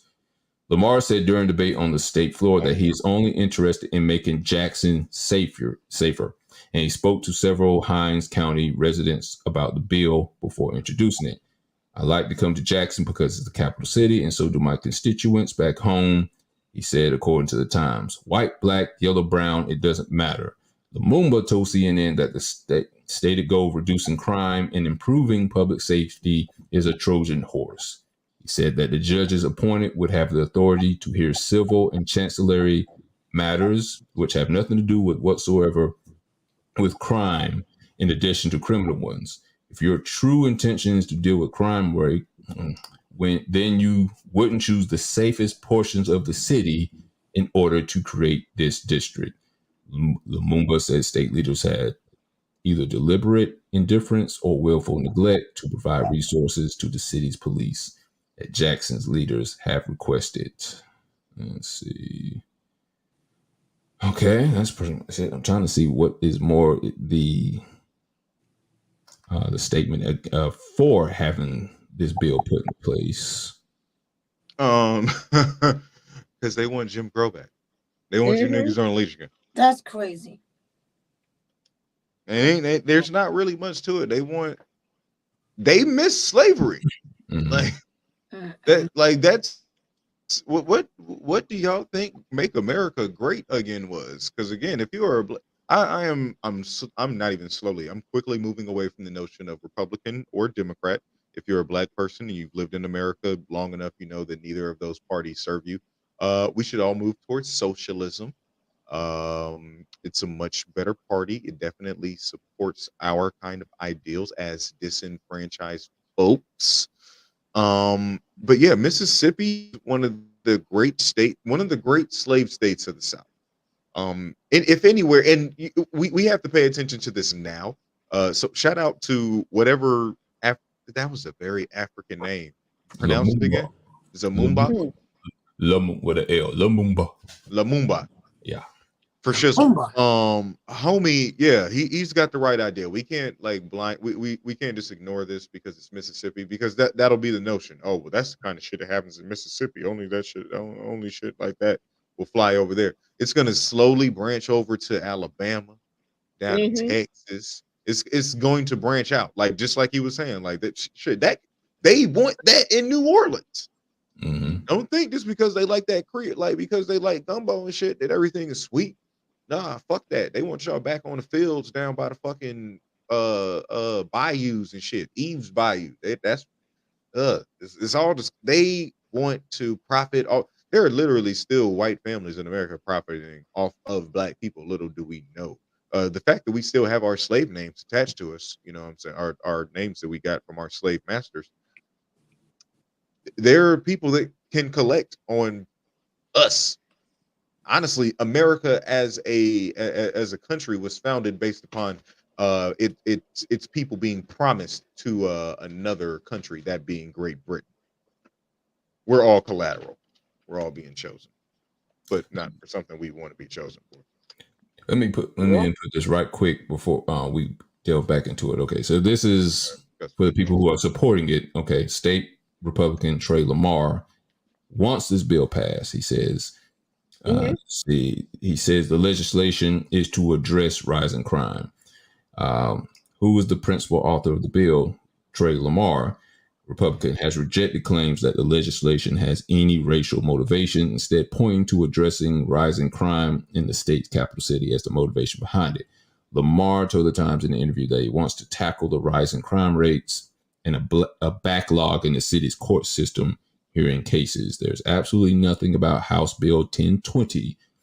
When I say nothing, I mean absolutely zero that is racially motivated, he said. End quote. Look at my face. You believe it? It's a face of believability there. Who said that again? What's their name? Lamar. Where Lamar from? Where he from? He's a Republican. Try to find his quote again. You're a Republican from Is where? that the one from down the South? I think he in the South. Isn't that the one? Trey Lamar. That's his name. Trey Lamar. I already don't like it. I don't like it, and I don't like what he had to say.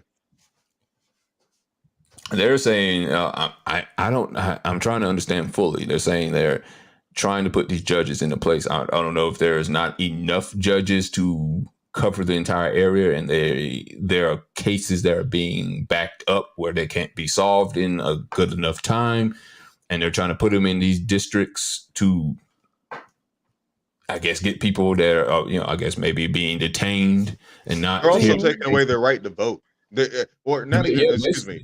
They're taking away their right to vote for elected officials in their judicial system. Well, so you're no longer going to be you're no longer going in front of a jury of your peers in a predominantly black community like Jackson. You will no longer have a jury of your peers. It will no longer be mixed or selected. It'll be pre-selected. Always, it's pretty much a board of people, a council, if you will, a cult, if you will, that were already picked because they already know that when a black person comes through this court system, we're all going to elect guilty and send you right back to where the fuck they feel like you belong.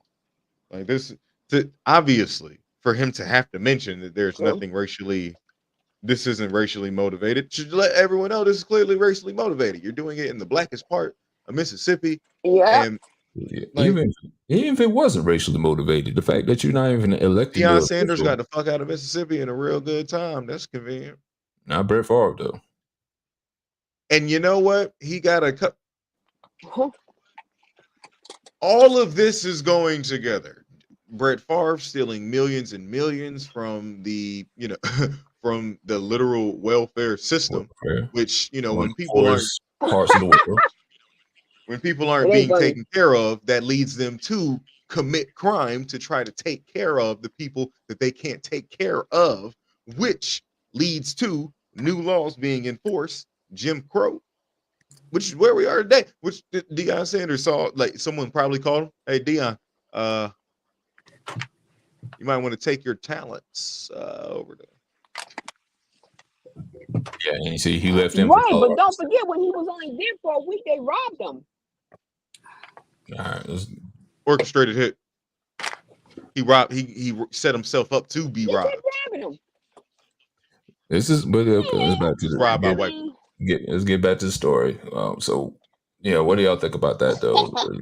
For them to be able to make a bill pass like this, I have to agree that yes, if it can go here, it can enter other parts of the country where your right to vote, which we are horrible at showing up at the polls for anyway. At least black men or black women vote at a great rate when the polls open. So I can't say black women are in that category. Black men, we're not great at going to the polls when we need to vote let the official. There's many reasons I can state for that, but yeah, we're lacking behind when we go and vote for the polls. But if it's taken out of our hand right now, you can't blame anybody but ourselves if we don't speak up for it, because a lot of people probably don't even know about that bill in Mississippi unless it was advertised openly for certain representatives that are complaining about it right now.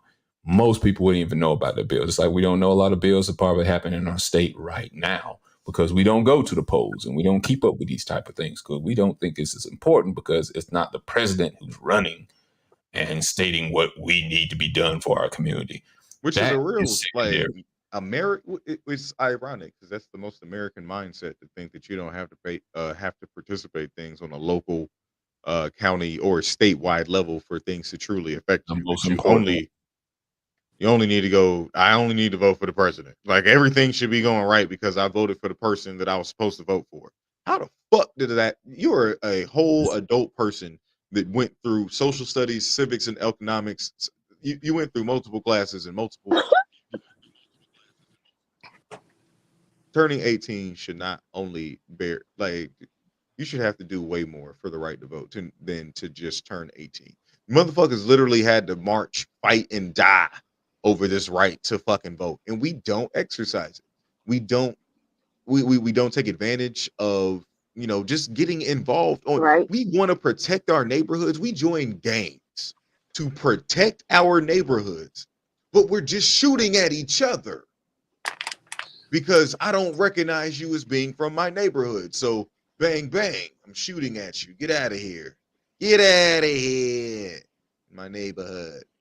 And that's not protecting shit. That's literally either killing people that we don't mean to kill, causing more crime and havoc and making our neighborhoods more unsafe than they already were, and then taking yourself away from the people that you actually need to be around to protect. So that is leading these people that are now in broken homes and broken houses to turn to welfare, the thing that Brett Favre was stealing money from. And when your welfare checks are getting lighter and lighter, now you're committing crime too. And shit, it seems like the crime rates are just going straight the fuck up. Even Deion Sanders' house, a black person that y'all know, even he got robbed. You know what we should do? You know what I think we should do? Yeah. You want to do it? Let's do it. Jim Crow. But whose fault is this though that we even got to this situation? It's everyone's. It's the fault of us as a community for not taking advantage of these rights that not even our ancestors, but our ancestors and our parents and our great grandparents have fought for it. Like they literally fought tooth and nail for it. Like I was watching Bel Air today, and they're going over things that are current in our topics. As they're in school, they're going over critical race theory and things like that, and it's just so funny. Not even funny. I'm saying funny sarcastically because it's infuriating. It's so infuriating to see this generation of black people. We really on some trill shit. We really pussy. You know what I mean? Like we really ain't got the heart to be marching and protesting like our parents and our grandparents were. Like motherfuckers are afraid of getting suspended. They're afraid of losing their job. Your school and your job don't care about you anyway. They're literally there to make sure that you're learning what they want you to learn, so that you can work where they want you to work, so that you can make them richer while devoting your life energy, your life essence to this ideal that it isn't going to further you as a person at all. We devote our time to that ideal, thinking that it's going to fulfill us in some way, but it's truly not.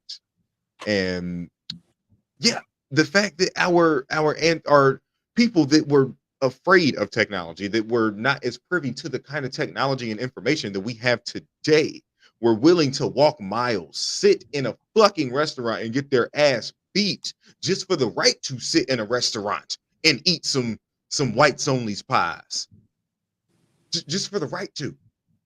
We have way more information. We have a way better way to share it with each other. No one should be stupid. No one should be dumb. No one should be ignorant. The way that we can literally Google anything, and the way that information is at the touch of our fingertips, we should not be as uninformed as we are. And that's why this keeps happening, because we're uninformed. Things keep happening not right up underneath our noses, but right in our faces, because we're not informed. And then when we are informed, we literally negatively talk to ourselves. Well, what can I do about it? What is me not participating going to stop it? We know that the NFL don't give a fuck about black people. We know that every owner in the NFL is a white man and he owns a team full of black dudes. These niggas in the NFL is rich, but they can never drip. Freezing up there. I agree. Okay, you froze up all the way. Okay. Well, I'm gonna get back to saying it's. I'm gonna get to saying that it is our fault because they voted those people in there that are making those current decisions in the Senate. We voted those representatives. What is a representative? Somebody who's supposed to represent what you want to be done for your community. We voted or we didn't vote for them in there, meaning we didn't go to the polls at all. We didn't do any research on what these people are about. And this is why we're in the situation we're in, because we're worried about the popularity contest. Now, the reason why I think we don't do the things like LT mentioned earlier, like walk for miles to go get your ass beat in a restaurant, because they've paid for the comfortability for you not to do it. You know, why football players don't boycott and stand for they didn't stand for Kaepernick or whatever injustice that they see going around the country, is because it's like you got way more to lose than they had to lose back then. They were already poor. And it's like, well, if I'm poor, you know, shoot, I ain't got nowhere else to go but up. So I'm willing to take an ass whipping for this. But now they'll pay for you to be quiet now. It's easy now for you to be quiet. And so it's harder to find somebody that has integrity now than you had back then. Right. Because I don't even know. I often wonder, what would Rosa Parks be? What would Martin Luther King be? What would Malcolm X be if they could have made the money they made today? If they had social media like they have today, what would they be like? I would say Tupac, he had the money like we had today. Maybe that's an example of it. But what would the people of yesteryear been like if they made the money that they could have made back then that they made today? Because Malcolm X pretty much died broke. You know, Martin had a good chunk of change, but he could have made way more than today that he made back then. And those people were able to do that because their communities also took care of them. Like when Malcolm and when they were short on their mortgage or their rent, the people that they were serving, because they truly serve the people. Mm-hmm. We don't have leaders like them anymore. We don't have public speakers like them anymore. Rappers are not leaders or public speakers. Athletes are not leaders. Our public speakers, though. That's the crazy thing about it. That's the shame of it. That's our public speakers. But they literally they are just for them when shit hits the fan, for them to say, "I'm just the entertainer." Right, and back to what we were talking about earlier. Will Smith, we're talking about boycotting the Oscars. Is that shit really important for us? You want to boycott the Oscars because you ain't getting a trophy, Will? We getting shot with our hands up. Yeah, that was like, imagine if that nigga had did Carlton like that. Matter of fact, for you to do that episode where you and Carlton got thrown in jail because you was riding in somebody's motherfucking car back to Uncle Phil's retreat. That episode did more than us boycotting the Oscars. That episode did more for us than any kind of boycott of an award show. That has nothing to do with it. The Oscars, like, for what? I don't. Do I pay for the Oscars in somehow, like some way? Like, are those the tax? That's what those are the taxes being taken out of my check. That's why I'm losing so much money, because I'm paying for the Oscars too. My vote matters. My voice matters at the Oscars. Okay, because if that was the case, the Wayans brothers would have so many fucking Oscars if my voice truly mattered. Yeah. The Oscars to me is like the stepson complaining to the stepmother, you know, how come he's not getting as much attention as her son is. Where's her son? She cares more about her son than her stepson. You have to kind of expect that. That's the Oscars. Will Smith is the stepson of the Oscars. They don't belong to him. They didn't birth him. They don't care about him to a strong degree as they do is the prodigal son, which will be the people who made the Oscars, who are behind the Oscars, who are behind the voting of the Oscars. BET, that would be Will Smith's natural mother and father. But you don't. Will Smith could literally go to the BET Awards and clean up every fucking year. Like, you could borrow, you could walk out with everything. You could walk out like Michael Jackson at the Grammys. Nobody cares though. Yep. Because you're seeking solace and love and care from the people you're not even belonging to. I think that's a problem with that. We've been severed from, I mean, literally, as we got here as slaves, they severed us from our continent. They severed us from our mother, you know what I'm saying? Our literal mother of Africa. And then over the course of slavery, Jim Crow, segregation, that was the murderings of our fathers, you know, of our MLKs, of our Malcolms, our Fred Hamptons, our Huey Newtons. They murdered our fathers right in front of us. Mm-hmm. Even our white fathers, they murdered JFK right on motherfucking national television. Right. They killed his brother too because he was trying to help out. Mm-hmm. Like, they took these people out. Is that Bobby? Yeah, Robert Kennedy. Bobby, right? Yeah, the brother. Shot him in the kitchen before he even said something. He was about to go out there and give a nice little speech. It wasn't even about to be a change the world speech. But you know, like and you're right. Those people died damn near broke, or not JFK, but you know, a lot of leaders died damn near broke because their mission is not to make money, and that's why athletes and entertainers are not our leaders. Their goal in life is to make money. They've bought into capitalism.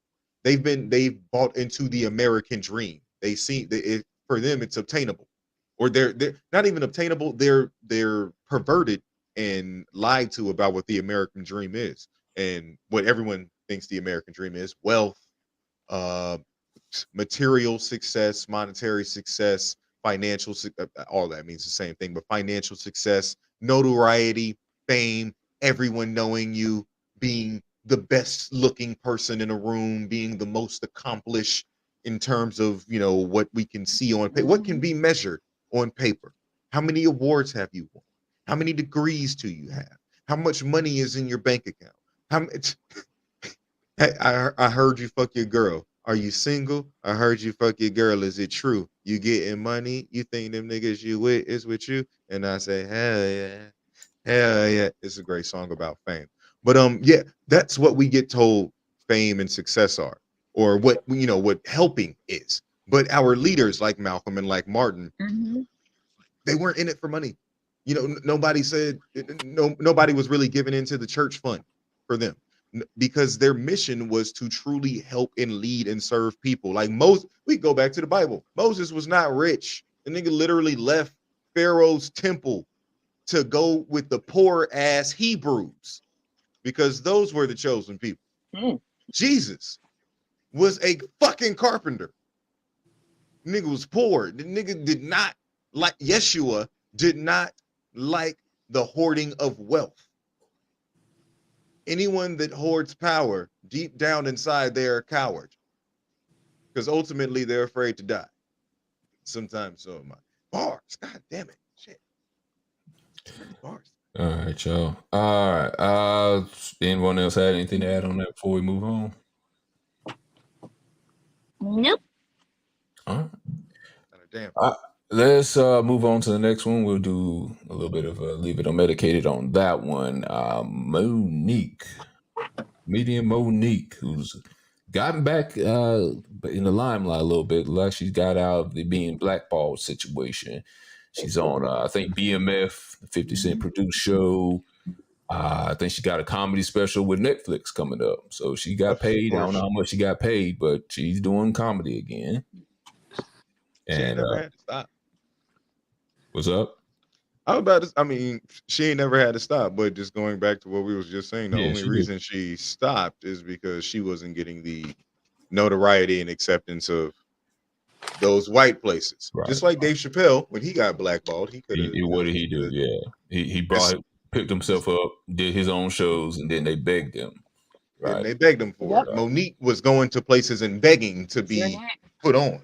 Yeah. And I'm glad she got put on before we get attacked. I'm glad Monique got put on.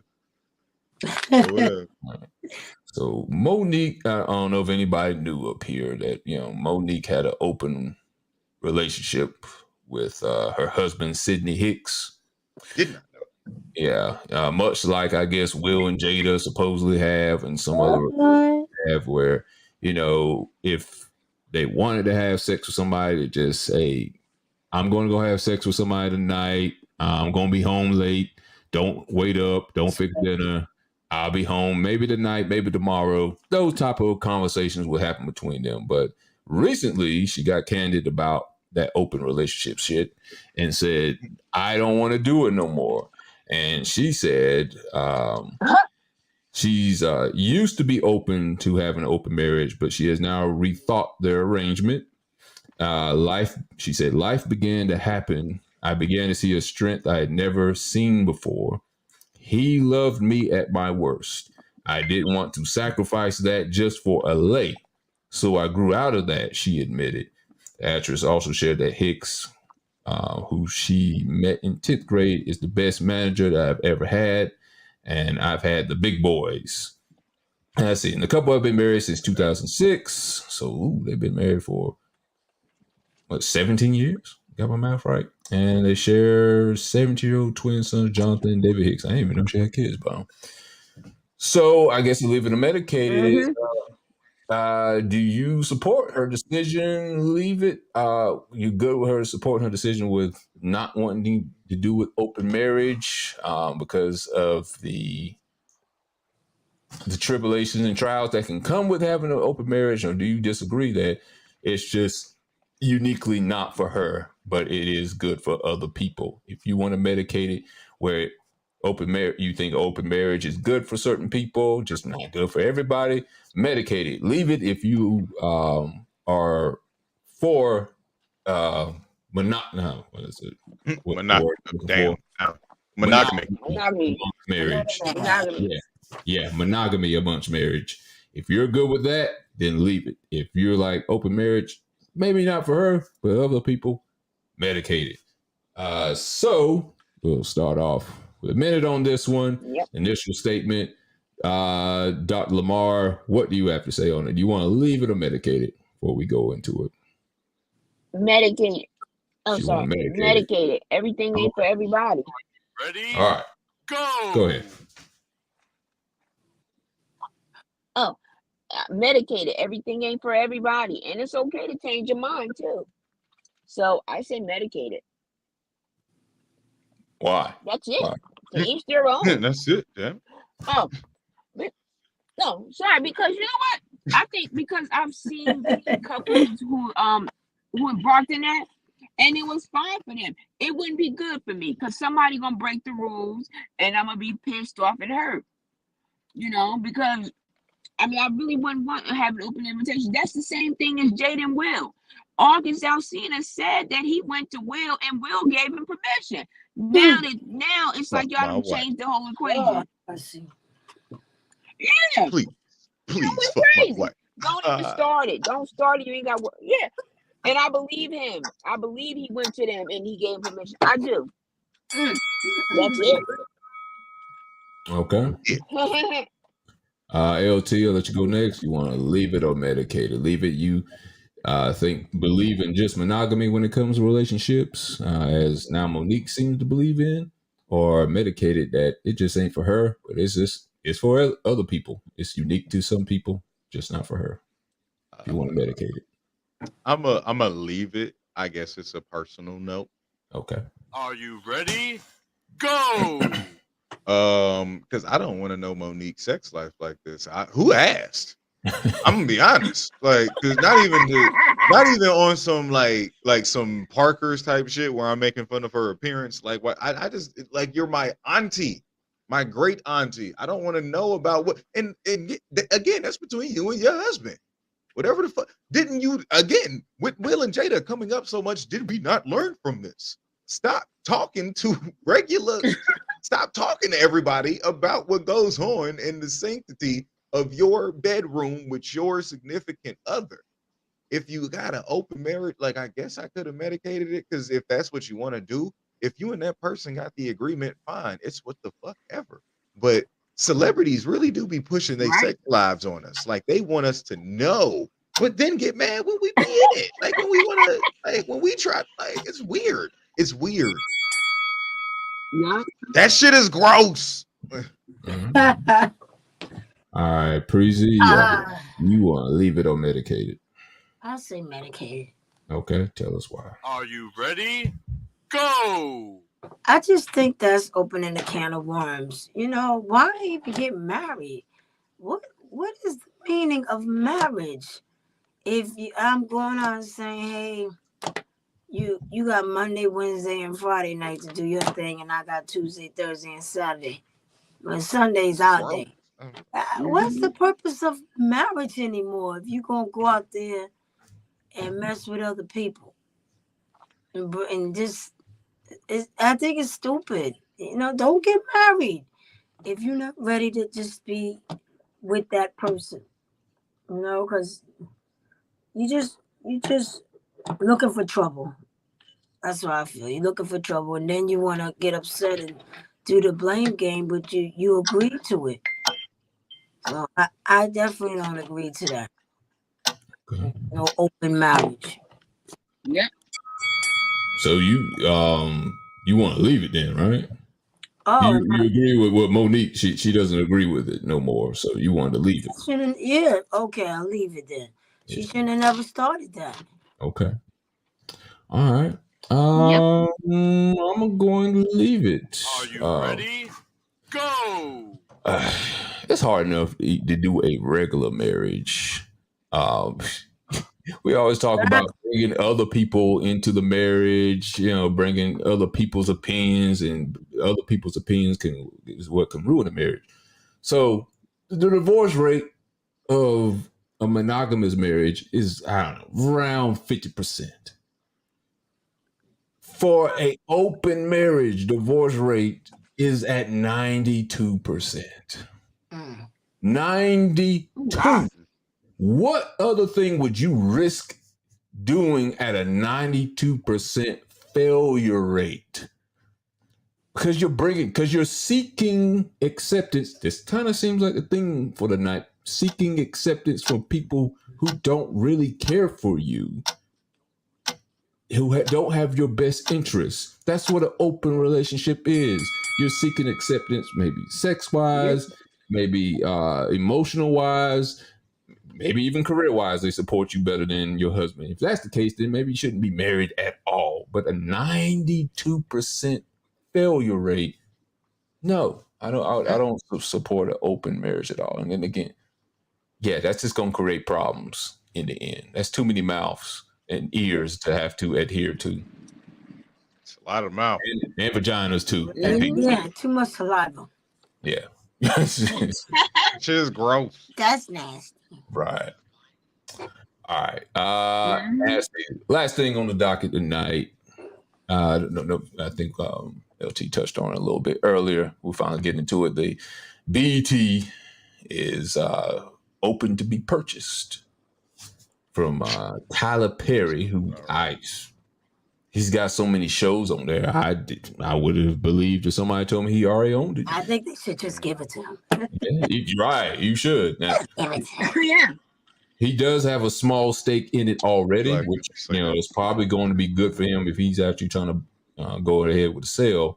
He's going to be looked at favorably to buy it. But Byron Allen, who already owns quite a bit anyway, owns the Weather Channel. Did not know he owned Fox Sports. Did not know that. And I think a couple other channels he owns. Isn't that the same thing? The Weather Channel and Fox Sports? Yeah, isn't that under the same like ownership thing? Like, aren't they together? No, I don't think the Weather Channel and Fox Sports. I thought they formed together. No, I don't think that is, but I could be wrong. Okay, I thought they. Yeah, he owns that. A couple other things. Let's see. The Grill. Let's see. He owns Media Businessman. Owns. I couldn't see any shows that like immediately jumped out. And I'm like, oh, he's a part of that, but he do a lot. Apparently, he got a lot. Like we talking about Byron, right? But what Byron Allen? You talking about Byron? I see the Weather Channel. I think he has a Caucasian wife. Yep, he does. Yeah. You see, he definitely has a white ass wife. He bought the Weather Channel in 2018 for $300 million. Now, through his company, the Talent Media Businessman owns ABC, The Grill, CBS, Black News Channel, and a slew of other networks. Damn, he owns a lot. That's Byron Allen. See, if Paramount agrees to sell, the company will be leaving the network in good hands, no matter who ends up scoring the deal. Let's see. Tyler Perry produced shows like House of Pain, Sisters, and Ruthless. Been drawing in millions of views monthly. Let's see. Perry's relationship dates back to 2005, where the network helped him to fund his feature film, Diary of a Mad Black Woman. Let's see. 2017, Perry endeavored on a long-term film deal with Paramount with the TV deal. So he's got ties to Paramount too with the TV deal that began in May 2020. Partnership has been a lucrative and successful endeavor for Perry. Paramount Global President and CEO Bob Bakish and BET's Mills. So the question, and this is not really a Leaving It Medicated, but we'll do a timer on that anyway. Who do you think BET would be in better hands with? Byron Allen or Tyler Perry? And LT, I'll let you go first on that one. Tell us, who do you think it would be in better hands with and why? Oops. Are you ready? Go! Okay, he froze. Oh, yeah, I'm frozen. Okay. All right, I'll start the time over. There you go. Are you ready? Go! You freeze again. Damn it. You better say something controversial. All right, we're gonna come back to you. Preezy, we'll go with you. Who do you think it would be better hands with? Tyler Perry. Tyler Perry? Okay. Tell us why. Alexa Page agrees too. All right, go ahead. Tell us why. I just like Tyler Perry. I think he'll do great. I think he gives so many artists that want to get an opportunity to be on TV the privilege, and he does a lot. You may not hear about it, but he does a lot, and I think he just be good for BET. I like him, and he gives those black actors, he gives everybody a chance, an opportunity to work, but you could definitely see he takes care of the black community as far as what I see. So I say BET, Tyler Perry. Got my vote. Okay, so it's Team Tyler Perry for Preezy. Team Tyler Perry. We got a vote for Tyler Perry. Dr. Lamar, whose team are you on? Who do you want to? I agree. Tyler. Oh Lord, I think he does a lot for the black community. All right. Are you ready? Go ahead. Seems like he does a lot for them. Tyler. He does a lot for the Black community, and he gives opportunities to actors and actresses who wouldn't have the same opportunity, and he pays pretty well from what they say. So I say Tyler. That's all you got? All right. Yep, that's it, Tyler. All right. Tyler it is. All right, LT. We'll try again. Who you going for on this one? Team Tyler or Team Byron Allen? I guess Byron Allen by default. I hate them both. Are you ready? Go ahead. Go. Well, Byron Allen, this is not an endorsement for him because I don't think White Wife already Marty a little wary about where his true nature lies. And the reason I guess I'm choosing Byron Allen is just because I would not choose Tyler Perry, because he would own it and he would just fill our TV screens with more stereotypical Black trauma television. Like it's everything he does is just steeped in Black stereotypes and trauma. Is House of Pain is not funny. The laugh track is very obvious. Like I said, these shows are really just messy, and he gives people roles, he gives people opportunities, he takes care of the community, this, that, and the third, but he doesn't take care of the community again in the way that we truly need to be taken care of. We don't need roles as promiscuous politicians or as whatever the fuck is in the next Medea play. Like that show that he has on BET currently, it's about a Black dude that pretends to be a savior figure. He starts a cult, and there's men and women in the cult that both have sex. He has sex with both of the men and the women in the cult. This is a show brought to you. It has Tyler Perry's name in front of it first. I don't know what the name of it is, but this is a program on BET along with The Oval, where even in a situation where there's a bunch of Black women in the White House, the president is still a white man. Just selling more white man and Black women to us. Definitely trying to push those interracial couples on us. I just think Tyler Perry is one of those Black people that I don't trust. I'm good on. Okay. Convincing argument. Y'all make convincing arguments. I'm gonna go with Byron Allen though. Are you ready?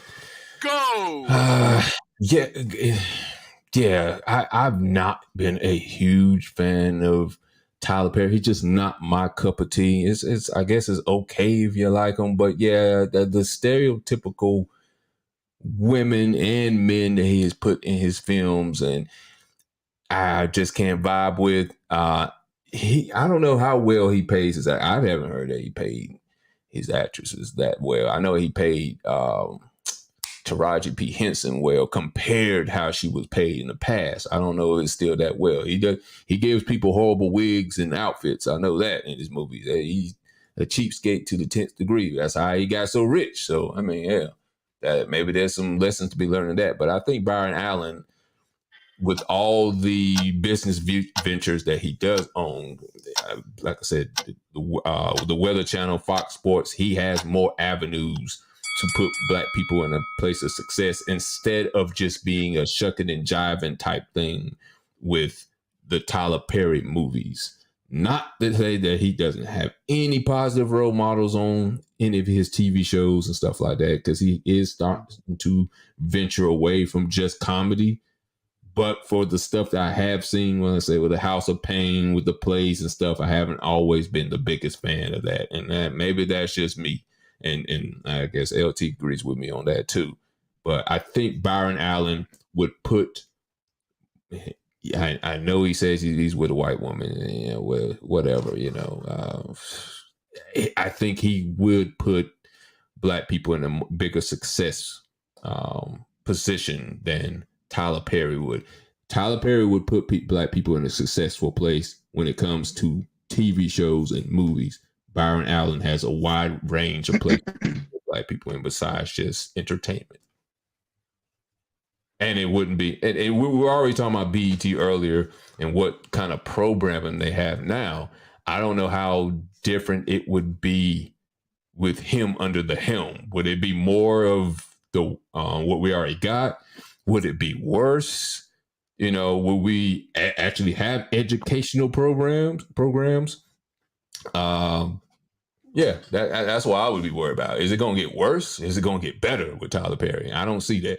I could see that happening with Byron Allen. I haven't seen anything compared to what's been on BET on the Weather Channel or Fox Sports for that matter. So that's where I'm at with that. I think Tyler Perry hate black men. Say that again? Tyler Perry hates black men. The only black men he likes are Shamar Moore and Boris Kojo. Let's see, what about Idris Elba? That's like the only good one I think he had up there. And it's like, as a black woman, that's a terrible film for black women. Like that's either Dead Mom or what was it? Dead Mom, or the mom that they had was like a terrible piece of shit person. I can't remember. Mm-hmm. I don't know. There's a couple of them like that. Again, they're just all sad. Have you sat down and watched For Colored Girls? I know he didn't make that. I know he didn't write that book, but the fact that that's the movie you wanted to bring to life, Tyler. I think that's the movie. T.D. Jakes movie, wasn't it? Yeah, but he directed it or some shit. Oh, okay. And like, I don't even buy you as a leading man. Yeah, I agree. Like Alex Cross was. Oh God! Like, don't nobody. He don't even look tough. Like Tyler Perry looked like he take self-defense classes, not martial arts classes, but self-defense classes. He looked moist. He looks like what women take.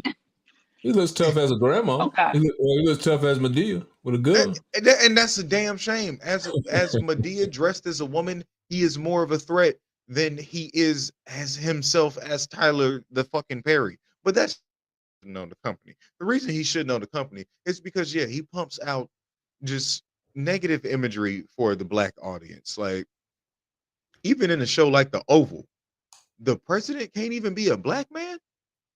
Like, I know the show is about his first lady or whatever, the women behind the politician, but the man that she's married to, the leader of the free world, even in this show, directed and written by a black man, is still going to be a white man as the president. Okay. And again, I really just can't get off of this freaky deaky Jesus sex cult show that BET is just letting him pump. Again, why are we letting him do these kind of things, but also not making, I'm not about to say making him, but how come he don't have to declare himself as homosexual or as a cross-dresser? There's all broke up right when you were about to say that. For the past 20, we let him get big off of being a cross-dresser for the past 20 years, and he's very silent on LGBTQ, problems. And I think that's because his main audience is black Christians. That's who he panders to.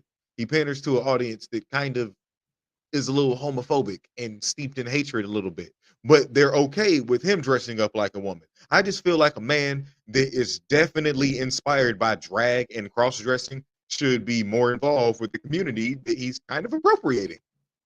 Mm-hmm. And you may be right with that, but he's making money though. That's why he's definitely making money. Yeah, nobody's gonna stop you making money. Regardless if you're being derogatory towards your own people, nobody's gonna stop you from making that money. If the main person that's supporting it is paying you, they're not gonna stop that. That's the simple answer. And we allow it too. And he always says right. You're right. And he always says that his audience is like your aunts, your moms, your cousins, like your older females in your family. So that's why he's able to reel older black women in them Christian women. And they hateful. I think. Oh my God. They love them some Tyler Perry, but they hate Lil Gay. They hate gay. Like it's so wild. Mm-hmm. And they don't particularly like these little nappy head, knuckleheaded men. And he used the same men all the time. He used Shamar Moore, he used Boris Kojo, he used Blair Underwood.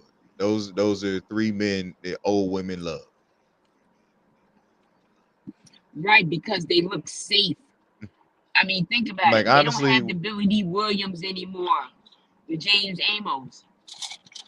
they don't have actors like they don't have musicians that can cross over and act like a Tupac Shakur in a Poetic Justice. So who Maya Angelou said she loved working. No. James Amos only lasted one season on Good Times. As hard as people believe it, he was only there 1 year, and they got rid of him. Again, they keep killing our fathers in front of us. Look at what they did to Bill Cosby. Yep. He used to live in Morristown, right? By my mother. And you know what he said? He got sick of the shucking and jiving. Those were his words. He got sick of those networks demasculating black men. Who, James? So now they wear like European cut pants now. John Amos, yeah. Okay. He got time then. And JJ acting stupid. That's why they want us in dresses. That's why they want us in some type of compromising situation where we're doing so.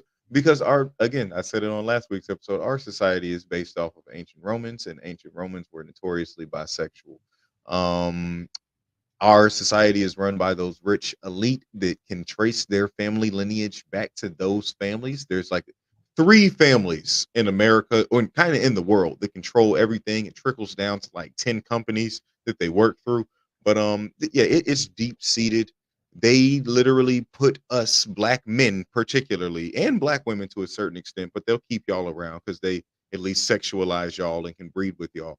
They put us through a humiliation process, a buck breaking process, if you will.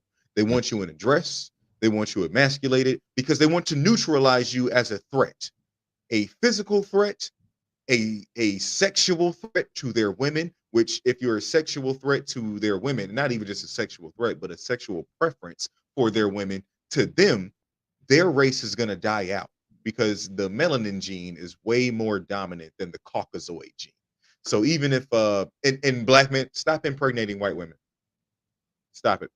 White women are actually out here doing what is called black breeding because they want their lineage to go on.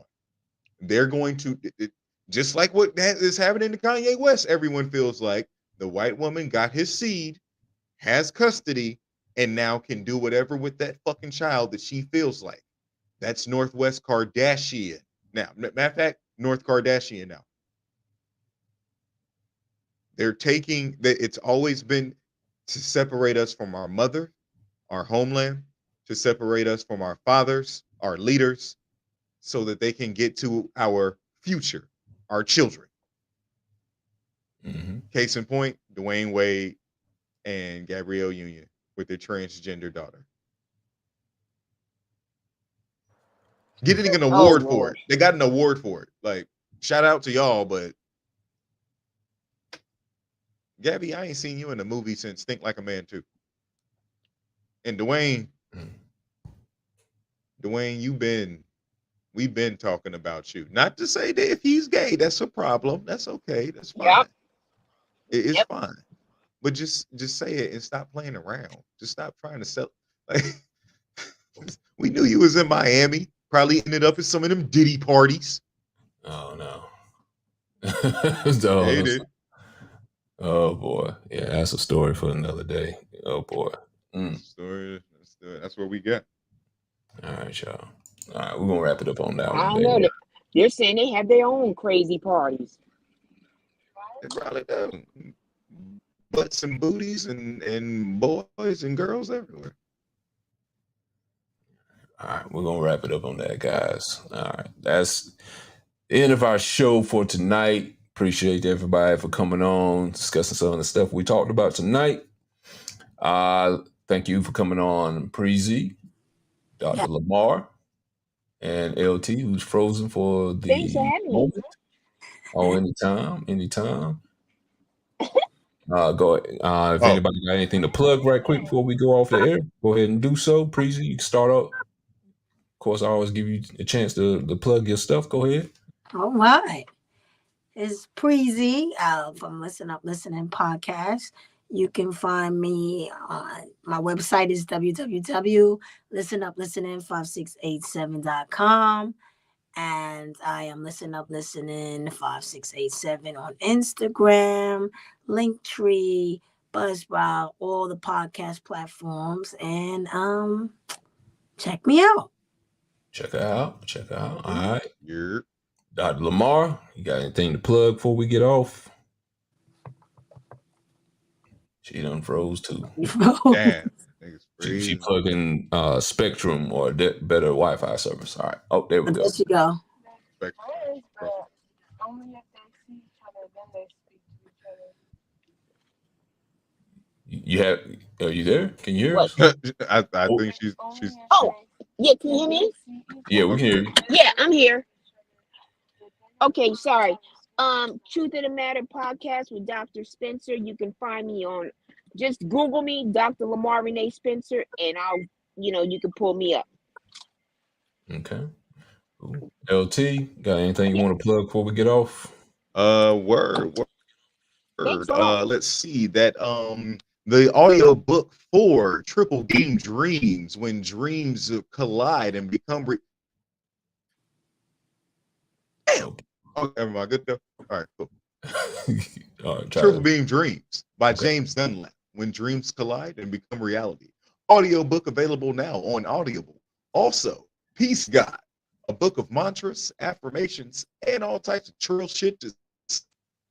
Audio book available now, all on Audible. Also, look out for this buttery, creamy, smoothie ass voice and Black Sands or some shit. I'm definitely about to get up in there. If you read comic books, you into that web series shit, I'm about to be in Black Sands. I don't know exactly where, but I sent in my audition. If homie is watching this, if Black Sands Entertainment is watching this, just know this is the moment we all knew I was about to, where I claimed my blow up situation.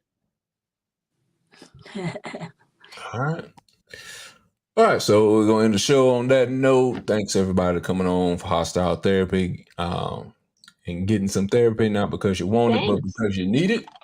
And we'll see y'all next Thursday at 7:00. Y'all have a good night. Have a good night, everybody. Good night, everybody. You too. Good night. Good night.